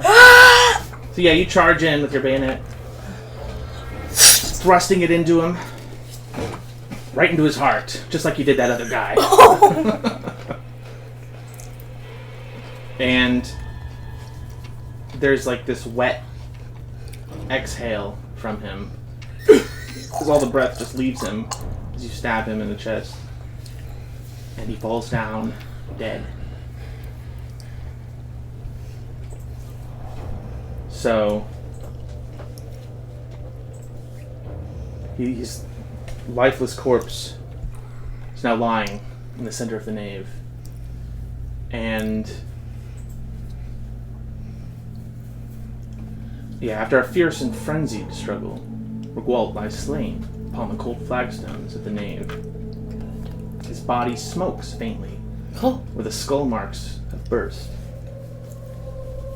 Guillaume, he says, "Je suis Paris, you supreme bastard." He snarls and lunges forward, burying his jagged teeth into Rigwalt's ruined flesh. The other ghouls hesitate only a moment. The scent overwhelms them. They shriek, collapse upon the corpse, tearing and devouring. Guillaume howls in protest, trying to hold them back, but his own eyes glaze over. He too gives in. Their claws tear through cloth and bone with wet abandon. Then the ghouls turn their ravenous eyes upon you. You are the only meat left. And this blood frenzy brings in another couple ghouls as well.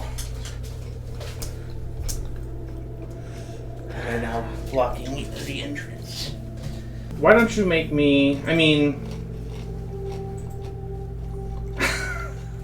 I feel like you guys would understand the situation you're in at this point, so I don't think I need to make any kind of psychology check here. Like, you get the idea that they're gonna eat you now, so we're now in a chase. You gotta be kidding me. As the ghouls have gone a Feral. little stir crazy here. yeah, the ghouls have gone feral. Maybe it didn't matter who was the one that Okay, it's not Fallout go to there. the guillotine. I know. I know. Yeah. It's funny. I wasn't even thinking of the ghouls from Fallout when I was doing all this. And I'm like, oh yeah, they're called ghouls as well. They're not too dissimilar, except they're just more dog-like. And also, they're more radiated. Oh yeah. There's no radiation yet.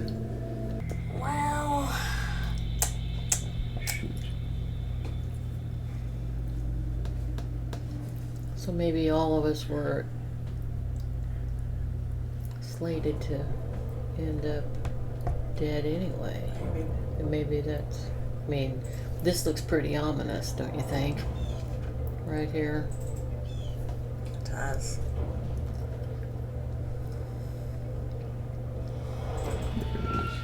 I mean, we got out of tight spots before. Well, we. Doesn't mean you guys can't get out of a tight spot now. I don't know. I need a con roll from both of you.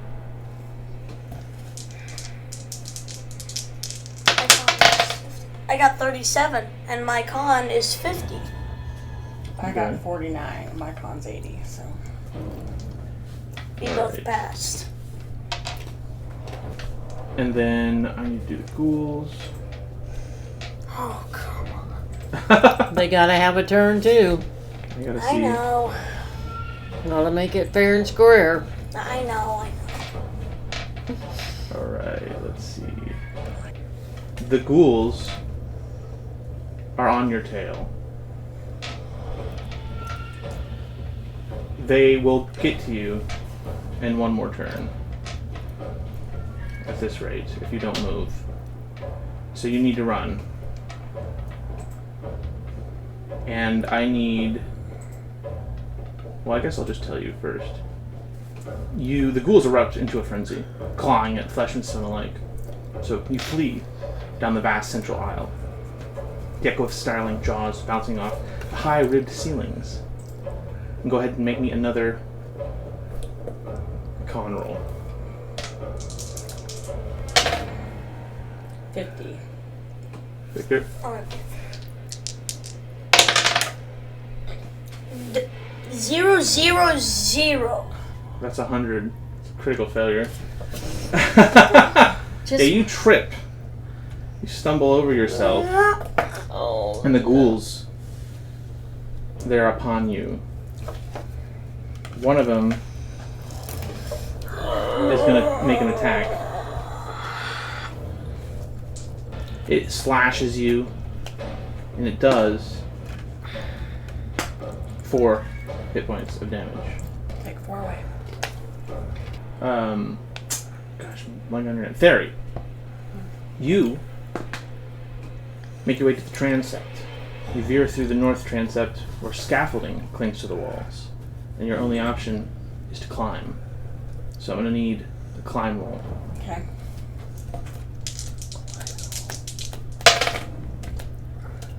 $96. Yeah, you, Why now? that's the an bad extreme rolls? failure, isn't it? Yeah, my climb's only 30. Why the bad rolls now? So the scaffolding collapses with a loud crash, and you're going to take 1d6 damage. Okay. Dang. Your, when you fall, your stump of an arm falls off as well. So you're just armless now. Excess Your right baggage on arm's the gone. drag strip anyway, right? Yeah. Slowing me down. Victor. I wonder I couldn't climb. I only had one arm to climb Well, with. yeah. Alright, now I need a con roll again from you, Victor. Now I need a con roll Yeah. again. Yep. 82. Ooh. Why are you doing this to me? Oh. So they're going to attack you again.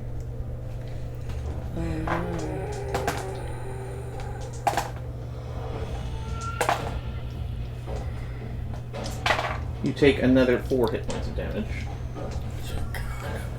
I guess I need all of mine. I've lost all mine because I'm dead, so I need to. Yeah, you're long I'm dead. gone. I'm long gone. What else? I could have shot him. Make me a con roll as well, Susie. 49. You dart through the curved corridor behind the choir, skirting shadow chapels filled with crumbling altars and forgotten relics. The ghouls are hot on your tail, but you're still ahead of them. They're too busy attacking Kristoff right now. You end up bursting into a stone stairwell, spiraling up towards a side tower, away from the ghouls below. The air is choked with dust. Kristoff, go ahead and make me a con roll. Not get on me again. 39! Oh, Wait, no, 36. okay. Finally! The ghouls. May the dice be with you. The ghouls start lagging behind you. So you do start pulling away from them. But to where? You follow Fairy up the stairs. You see where she goes. And you're behind her. Fairy, go ahead and make me another... Well, actually, Fairy... Yeah, maybe one more con roll. 51. Pass.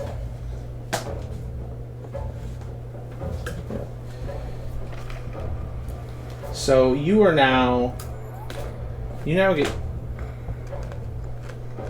2 actions on your turn because you're the fastest person. Everyone else's constitution is running out. So you go to the next area, which is the tower rooftop. You emerge from the stairway onto a narrow walkway among the cathedral's gargoyles. Paris stretches out below like a graveyard of firelit rooftops. There is a section of the parapet which has crumbled, leaving a dangerous gap. You're going to either have to make a jump roll or a dex to shimmy along the edge. It's going to be a shimmy situation. Shimmy, shimmy, Cocoa Pop. 90. Ooh. Oh, no. You slip and you fall, but you grab the ledge and you're now hanging. You have, since you have a second action, you can make a strength roll and try and pull yourself back up. Okay. Fail. 86. Well, that's because you only have one arm. Oh, that's true, yeah. So yeah, you're just holding on with your one arm. You're totally helpless now. Victor, Kristoff needs to make another con roll. Do not fail me again. 80. Wait, no, 90, I think. 60. 60. That's 60. 60, okay. Out of the 8. That's still a fail, man. What is your con? 50. Ooh, that's really bad. Okay. So you slow down some more. And the ghouls. That's a pass. Alright, the ghouls are going to make another attack on you.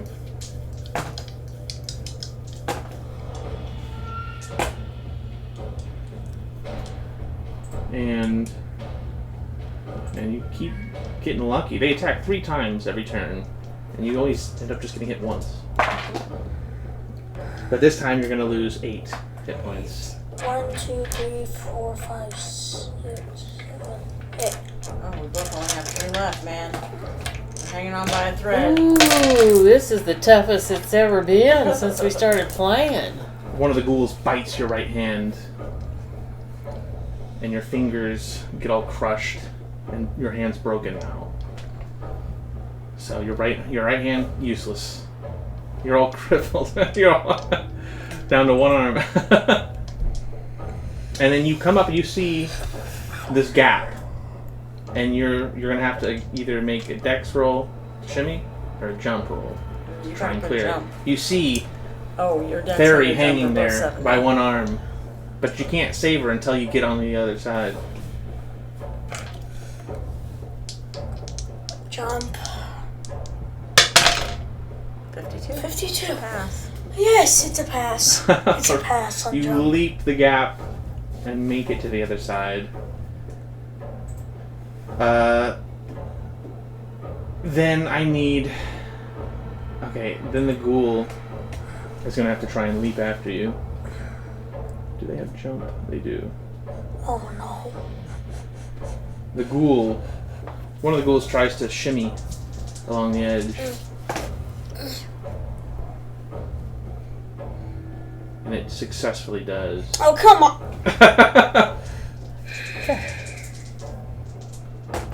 I'm never Another one gonna get jumps, but just misses and falls to its death below. Well, there's one dead.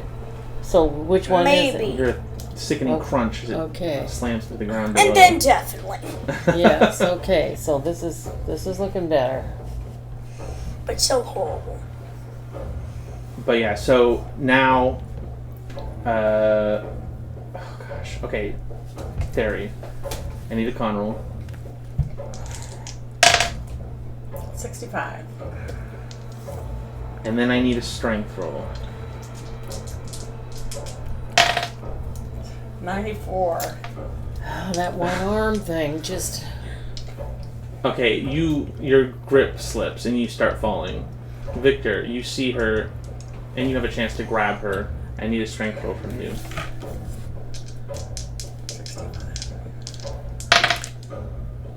79. Come on. You see, I'm falling. you go to grab with your broken arm, and then you forget. My hand is useless, and the blood it's just your grip Slippery. slips. Terry, he falls, and he hits the ground below. Dead. And with the hit points that you got left, you're definitely dead. Wow, isn't that something? We all die in the same game. Well, Victor, Christoph ain't dead yet. Oh, that's right. Standing after all this time. Christoph, maybe another con. Oh my goodness. I hate this game now. 50. 50. Okay, you're in. Okay. You're still in. I'm still standing after all this time. So Looking like a treasure. the ghoul is able to keep up with you. I hate you, ghoul. Now. Oh my gosh. The ghoul. You know, actually, I have It kills me? the ghoul. I think you have a chance. You get... so you've jumped this gap. And you're up on the roofs now of the Notre Dame. Below you, the rooftop slants towards the murky river. The only escape is a terrifying jump from the cathedral's flank to a hay-laden cart in the street. And the ghouls are right behind you. So, I'm going to need you to make me a jump roll to try and escape this ghoul and land in this cart with hay in it. 15! Nice. That's a Extreme success. Yes! If you had failed that, you would have taken 1d4 damage when you hit that cart. Which would have killed me. Potentially. Maybe. Might have not. But since you've passed, you've landed safely. You leap Oh my gosh. from the top of the cathedral, and you land into this hay cart Whoa. with a thud. The ghouls squeal and screech behind you, hungry for more flesh. What's that? But then you see them retreat back into the Notre Dame. And I'm the only one left standing. Christoph, you crawl out of this cart covered in hay and blood, exhausted. But the ghouls, they're not gonna leave the Notre Dame because it's too risky for them. They came up through some catacomb under the Notre Dame. That's why they had to meet them there in the first place. But you're now alone. Your sergeant is dead on the street. You see his corpse, his mangled corpse. What do you do?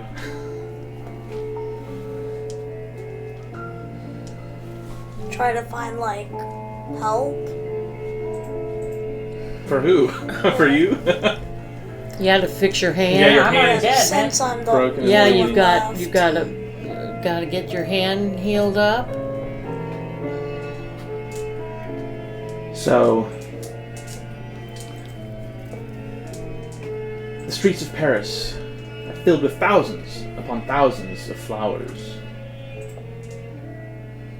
Bouquets spill from the balconies. Blossoms cover windowsills. Garlands loop from lampposts. Children run with wreaths of daisies in their hair. The smell of fresh-cut petals battles with the lingering iron tang of blood. The people gather at the Champs du Mars, shoulder to shoulder, sun-dappled and wide-eyed. The festival of the Supreme Being is proclaimed, the new state religion of France, created by Citizen Robespierre to replace the old faiths with reason and virtue. He appears in a blue coat and a feathered hat, flanked by musicians and allegorical floats, his eyes gleaming with fervor. He speaks of the immortality of the soul, of civic duty, of moral elevation. He stands atop a man-made mountain like a prophet. The crowd watches in silence. Some cheer, some murmur. But within the National Convention, the mood is darker. Many begin to whisper, "This is the final straw." Robespierre, self-anointed high priest of a new god, now speaks of virtue as if it were his alone to define. And who will be next to die in the name of that virtue? The Place de la Révolution is now so choked with gore and ghosts that it is declared unfit for execution. The guillotine is moved to the Place de la Bastille the next day. Then again, just 2 days later, to the Barrière du Trône. It is here, on the 10th of... it'd be July 28th. It is here on July 28th that Robespierre himself is executed. The man who spoke for the Supreme Being is silent at last. The Grand Terror ends. The tide recedes. And Paris breathes again. Never clean, never whole, but free for a time of its worst nightmare.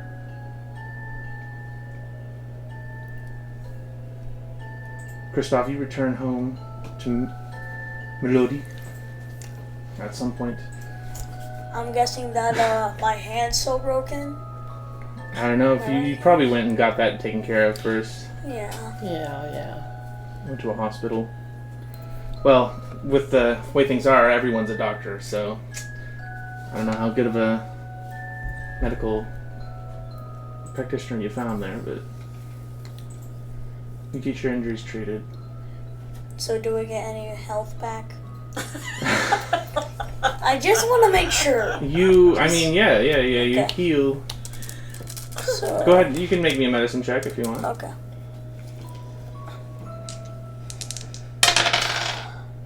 $19. That's extreme, isn't Yeah, it? you get treated and you get 1d6 hit points back. D6. 1. It's gonna be a long recovery for you, psychologically and physically. Sounds like pretty much everybody in my old squad died. So, and Fairy, your wife, has to find out at some point that you died from a fall off of the cathedral. She doesn't understand how it happened. Some people whisper it was a suicide. She knows better though, and she continues to care for the child. Should Little I tell Hieronymus. her how though? And Celine never shows up again. Never shows up. I thought that probably Remains was going to missing. happen. You're Husband. remembered as a traitor. You know, all that good you did Yeah, for the cause, and yeah, your memory is now tainted and tarnished. that's okay. But you stopped Azathoth. You stopped Rigwalt. You defeated him. Yep. he can never rise again. Yep. But at what cost? And then, Christoph, you write it. You've been journaling this whole time, and you finish saying that you wish the guillotine had come for you. You know, like you just feel terrible about it all. And so back in 1923. This is his writings. Yes. It's your journal that we've been reading all along in 1923. It was Christoph's journal. Yeah. You realize that now. This concludes the flashback. Oh gosh. You've read that journal. And it's still the nighttime. You're still shooken. You from speaking to God. You from having your nightmare. And you from seeing the shadow spawn in your bedroom. And I forgot last time. You need to make me a sanity check for that. A sanity roll? Yes. Oh my gosh. 9. Okay, yeah, That- you're... Nice. Story was You remain... crazy. Solid. Yeah. I need a intelligence check from you, Me? Florence. I don't have my card for Florence. Oh, yeah.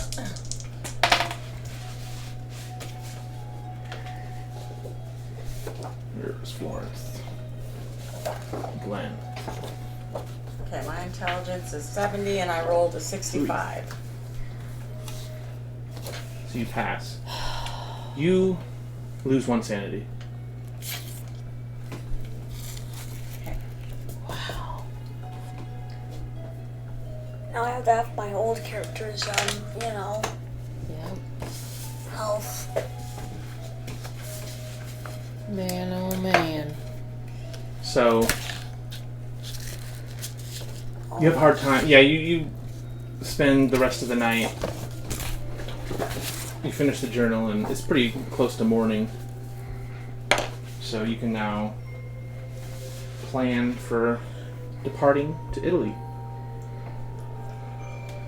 To The fun. train won't arrive until later later in the afternoon. That's when it actually arrives. So you'll have some time to talk things over, figure things out. Now, how much health did my old character have? Oh, Well, that's not accurate anymore. I have to update it because you all have twice as much as you did. So whatever that says, you had 22 on your old character, okay. and this one Back to 1923. it's double whatever it is. I don't know, but it won't matter. You don't have to worry about it right now, Victor. We're not going to get into combat again. So the next session we'll be back in 1923. Yes. And we're going to Italy. Yeah, we're in Italy, getting ready to leave. Well, no, we're not No, we're in going Italy. to We're Italy. in France. Yeah, we're going. That's right. We're leaving France, going to Italy. Yeah. It is the 19th of January.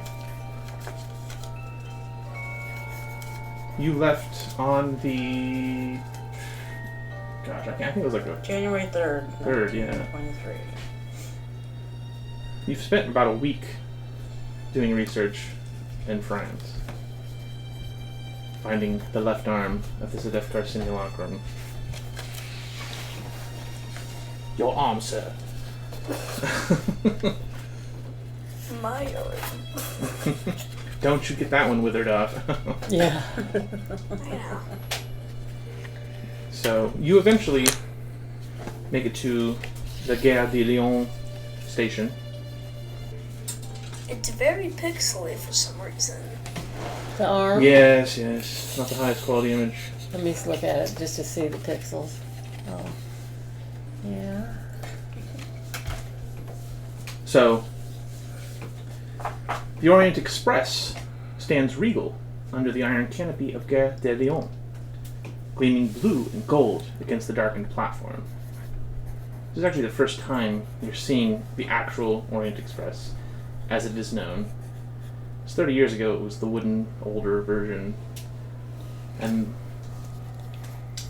the train you rode to get to France was not the Orient. You stayed in the the Calais car, but this is actually the whole train. The hour is late, but the station is alive with energy. Porters hurry about, passengers call to one another, and a brass band plays a lively waltz that mingles with the hiss of steam escaping from the locomotive. Cold winter air nips at your face, but the excitement of departure, of the great adventure ahead, sends warmth through your chest. Stepping onto the platform, you take in the sheer grandeur of the train. Its polished brass fittings, the immaculate uniforms of the wagon leet's attendants, their crisp white gloves and dignified manner exuding professionalism. The train's rich mahogany paneling gleams under the station lights. The scent of leather and polish wafting from the open doors. The passengers milling about are as varied as they are fascinating. Both the aristocrats, diplomats in somber attire, seasoned travelers, and those whose purpose for taking this journey is less immediately apparent. But all eyes are drawn to one dazzling figure, a brilliant young woman, dressed in a luxurious red traveling cloak. She stands near the train as a throng of admirers gather around her. Roses rain down at her feet. Well, go ahead and make me education rolls, the three of you. See if you recognize this person. I was going to say, haven't we seen somebody in a red? No. 38. 75. And my intelligence... 77. No, education. Education is 24, so I'll fail. I pass, because I have 95. Yeah, you're very well educated. Mm-hmm. How about you? I pass. Okay. Well, I was the only one that didn't recognize who that was. You two recognize her as Caterina Calavaro. You also remember the woman... Here. This is Caterina Calavaro. You recognize the name because Veronique Lorien told you about her when you went to the house, and got the arm. Okay. She told you a story about seeing the opera and seeing Caterina and how great she was. That's okay. So roses rain down at her feet as Caterina Cavallaro, the celebrated Italian soprano, bids her Parisian fans farewell. Bellissima, a man calls from the crowd, tossing a white rose at her feet. Viva la Diva, shouts another. Cavallaro, that's going to get hard to... Cavallaro smiles warmly, her cheeks flushed with the thrill of the moment, offering graceful waves and laughter as she steps towards the waiting train. A small group of gentlemen in evening wear, no doubt influential patrons and admirers, stand close by, ensuring she is well attended. As you take in the scene, the conductor announces last boarding. The grand adventure begins now. With one last glance at the lively platform, you step aboard. The heated air inside the carriage is a welcome relief from the cold and the rich paneling. Plush carpets and comfortable berths are as fine as you imagined. The narrow corridor is lined with etched glass partitions, offering glimpses into luxurious compartments beyond. The train sways slightly as passengers settle in. The sound of luggage being stowed, soft laughter, and distant conversation filling the air. You have just enough time to get comfortable before the journey of a lifetime begins. And Remy meets you at some point. Ah, yes, good. Oh, hello, mes amis. I am ready for our journey.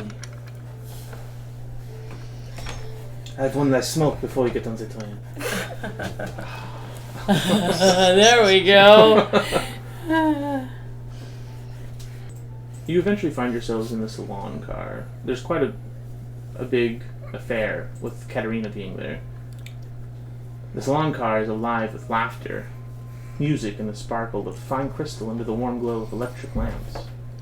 The hum of conversation The clink of glasses create an atmosphere of celebration as the train slices through the night. Or evening, I guess, technically. In the center of it all is Signorina Caterina Cavallaro, radiant excitement, her voice carrying like a melody, even in casual conversation.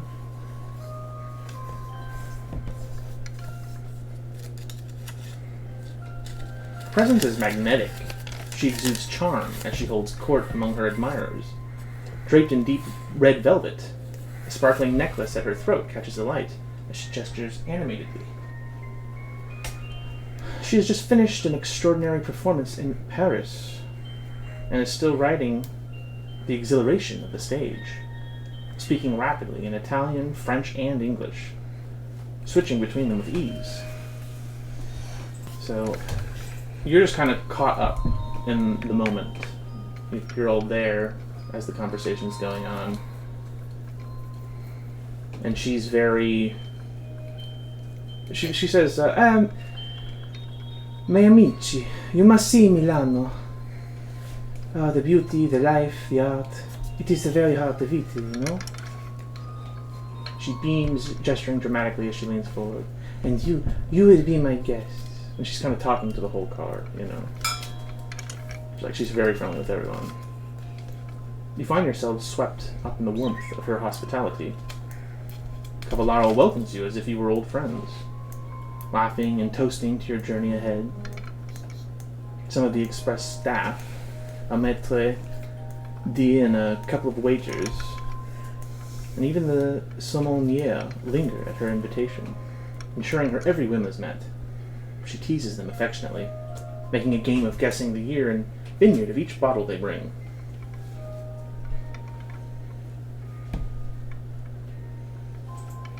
"Oh, introduce yourselves, please. I've been talking so much about myself." I'm What a strange complexion you have. Yes, that was earned in one of my many quests that I had been on. Your in my skin is life. as red as my traveling I cloak. know. I wear it as a badge of courage. I wear it proudly. Tell me, what happened to you? Well, You don't mind me asking? No, not at all. I am an archaeologist, and I was on a fact-finding mission to uncover some artifacts, and it was very dangerous, to say the least, and this is a result of the danger that I and my associates were in. I'm very sorry to hear that. Yeah, it was a life-altering, and I'm still searching for artifacts. That's what I do. Well, let me say, it makes you look mysterious and beautiful in its own way. Thank you very much. And who are your traveling companions? Well, I'll let them introduce themselves. They're very. We've had a close relationship over many decades, and they share with me in their quest of hunting artifacts. My name's Florence, and I'm a nurse, but like Mrs. Smith. I can't remember her name. Sorry. Yes. Yep. We have gone on many adventures together. Oh, well, I hope you have no need of your service. Hopefully everything goes smoothly. Well, I'm Glenn Collette. Pleasure, Ben. Ma'am, I'm Glenn Collette, ma'am. Nice to meet you. I was born in Dallas, Texas, over in America. Yeah. But now I've never been. I have to visit sometime. pretty well hot there, Oh. depending on where you go. Probably not this time of year, though, in the winter. Yeah. It's not really as hot as it is, and Well, but yes, I imagine there are hot summers in Texas. yeah. Well, but I moved to London with Dr. Smith. Dr. Smith, and as of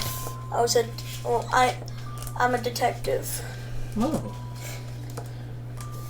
And a darn good one, too. Yeah. Any famous exploits I should know about?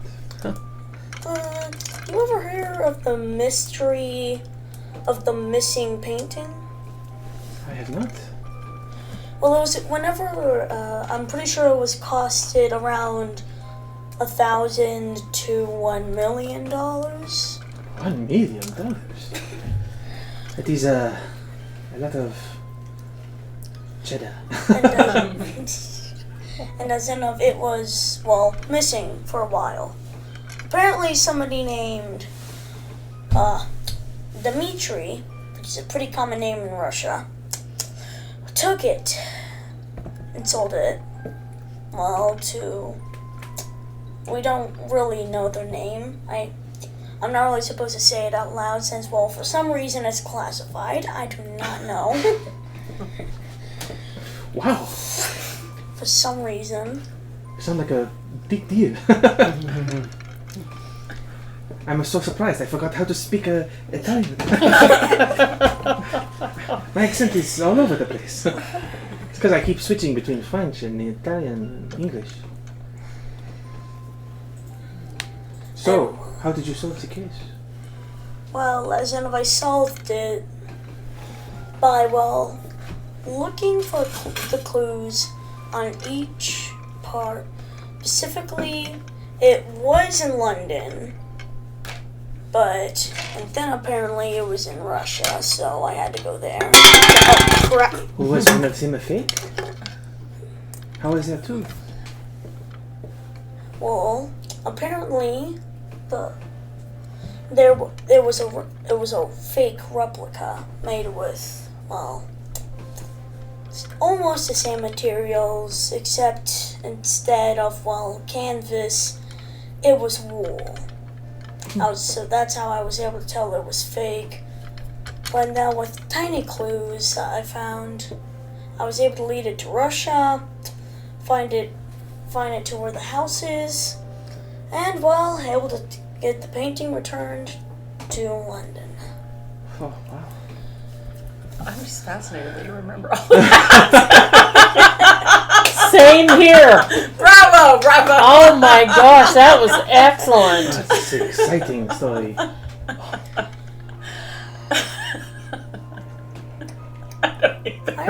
You must allow me to show you Milan as it should be seen. I will take you to the Last Supper. No, not Amir, Da Vinci. You know. See that? Since you are so familiar with paintings, you must see the Last Supper in person. It is quite something. She grins, raising her glass. And the food is also divine.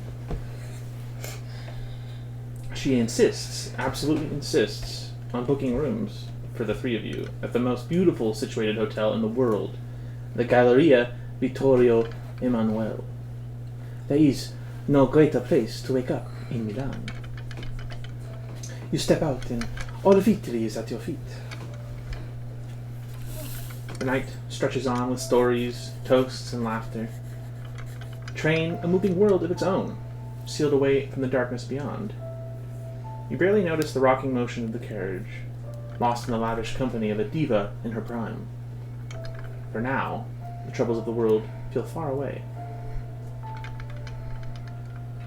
So after some hours, the salon car is thinned out, but the air is still thick with warmth, the lingering scent of fine brandy and perfume mingling with the hum of the train's steady rhythm. A few guests, half lulled by drink and conversation, lounge comfortably, while others absently swirl their glasses, enjoying the glow of good company. At about 2 a.m, Cavallaro sways gracefully to her feet, her voice still rich with laughter, as she excuses herself. Un momento, miei cari. I shall return in a moment. The doors hiss shut behind her. For a while, the conversation meanders. Talks of Paris, Milan, journey ahead. Then 15 minutes later, she sweeps back in, transformed. She is radiant. A silver gown clings to her figure, shimmering like moonlight on water as she moves. Her dark eyes, now heavily lined with kohl, hold an almost hypnotic intensity. Around her neck, a delicate ankh dangles from a fine chain, catching the lamplight as she tilts her head, surveying the gathering with sly amusement. "Me amici," she purrs, extending her hand as though casting a spell over the room. "I would like to sing for you." A wave of delight ripples through the guests, hands clapping in eager anticipation. "This aria is important to me." Her silver-clad figure is luminous against the rich wood paneling of the carriage. "It was Aida I saw at La Scala when I was 5, my first opera. I was transfixed. My grandmother told me a tradition, that if I sang along with the great aria and held my fondest wish in my heart, it might come true." She chuckles, a knowing musical laugh, and shakes her head. "I had entered the theatre, wanting a pony. But when the opera began, I knew I wanted to be a singer instead." A moment's hushed silence settles before she speaks again, her tone shifting, her expression becoming earnest. "Aida is torn between two great loves, her father and her beloved Radames, leaders of opposing sides in a war. She sings Ritorna Vincitor, begging the gods to forgive her. But how can she wish for the victory of the man she loves if it means the defeat of her own people?" She raises her hands, breathes in, and begins. And suddenly, the train disappears. There's only her voice, rich, clear, aching with longing, weaving effortlessly through the swelling highs and mournful lows of the aria. Each note etches itself into memory, a haunting imprint of desperation, love, and sorrow. She is not merely singing, she is transporting you, unraveling the depths of the human soul through sheer sound. A chill races down your spines. She holds the final impossibly delicate note, letting it hover for what feels like eternity before it melts into silence. And then thunderous applause. The guests rise to their feet, cheering, whistling, clapping, eyes gleaming with awe. Cavallaro bows, a goddess in silver, drinking in the adoration, before she strides to you, eyes alight. "You must come." She presses tickets into your hands. "Front row, opening night. You cannot say no to me." She beams utterly in her element, a woman at the peak of her power and talent. "And of course, I will arrange your stay in Milan. It will be perfect, I promise." With a final wink and a soft "A domani," she turns and glides away, disappearing into the sleeping train. For a moment, no one speaks. Outside, the snow-swept night rushes past. Inside, the spell she has woven lingers. So, you have a... Do you want to go to bed at this point? It's like, 3 in the morning. Sure. Or, do you want to linger in the salon car for a little bit longer? No, I'll linger for a little bit longer. How about you? I think I'll linger longer too. Might be somebody in there we get to know. Yeah. I'll hang out. I'll hang out for a bit. Or either somebody that we already know. Yeah, so you don't know. The entertainment has ended, but the night is far from over. The salon car hums with a quiet murmur of lingering voices, occasional burst of laughter, clinking of glasses. Strangers have grown familiar, drawn together by the warmth of shared admiration for Cavallaro's performance. In one corner, a high-stakes game of cards unfolds. Players leaning in, faces illuminated by the soft glow of lamplight and the golden liquor in their glasses. A debonair Frenchman smirks as he raises the stakes, his fingers drumming lazily on the table. Across from him, a woman in a crimson dress watches him through half-lidded eyes, her lips quirking as she calls his bluff. Coins, jewelry, even a monogrammed cigarette case lie scattered across the green felt tonight. The game is not just about money, but pride, wit, and the thrill of risk. The bar, a tipsy American journalist, waxes poetic about the glory of train travel, slurring his words as he insists to an increasingly bored German businessman that the Orient Express is the last true adventure. Don't you see? The romance, the intrigue, why, anything could happen. Near the window, Truly anything. a quiet pair speak in hushed tones. A man and a woman who have only just met. Yet, already, their hands brush too often to be coincidence.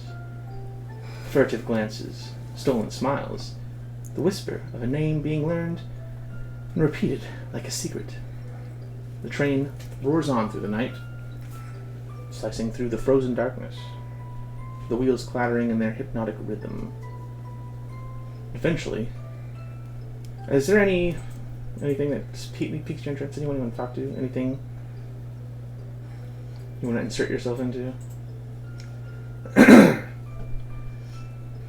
Join the high stakes poker game, or I'd like the to join tipsy the American journalist, I'd like to join that. or try to cock block the two people. I'd like to join that game of cards. Okay. Make me a luck roll. Ooh. Luck is important in a game of cards. 21. I mean, that's a good gambling throw right Ooh, there. I guess so. Well, because Roll me a D100, or yeah, roll those two dice again. roll Tell me what you get. Okay. 74. You win $74 Oh, in this Okay. game of high stakes cards. All right. You make out pretty good. Okay. So you can add that to your cash. Oh. On your player sheet. Yes. Thank you. There's a lot of cash you're carrying around in your pockets. Yeah, well, I just something rich. tells me I'm gonna need it. You also have that $1,000 in that Valus as well that you keep. Oh In yeah. cash. Okay. But you've probably spent some of that to buy Remy his ticket and whatnot. Yeah. So the train roars through the night, slicing through the frozen darkness, the wheels clattering in their hypnotic rhythm. And eventually, the glow of conversation dims. One by one, you all make your way to your beds. The corridor is warm and dimly lit. The rocking of the train soothing, rhythmic, dreamlike. The plush bed in your cabin beckons. And as you sink into the sheets, the memory of Cavallaro's voice lingers. Somewhere beyond the window, the snow-covered countryside rolls past, a blur of white and shadow beneath the silver light of the moon. Sleep comes swiftly, and the train carries you ever onward. And that's where we're going to end tonight. Well, this is exciting. This is good. This is all good. And you were the author of that journal. well, I wasn't, but Christoph was. Chris, that's what I mean. Christoph was. Oh, thanks for clarifying, Victor. Well, that's good, though. That's good. That's good. Your guy. Yes, so, I mean, goodness.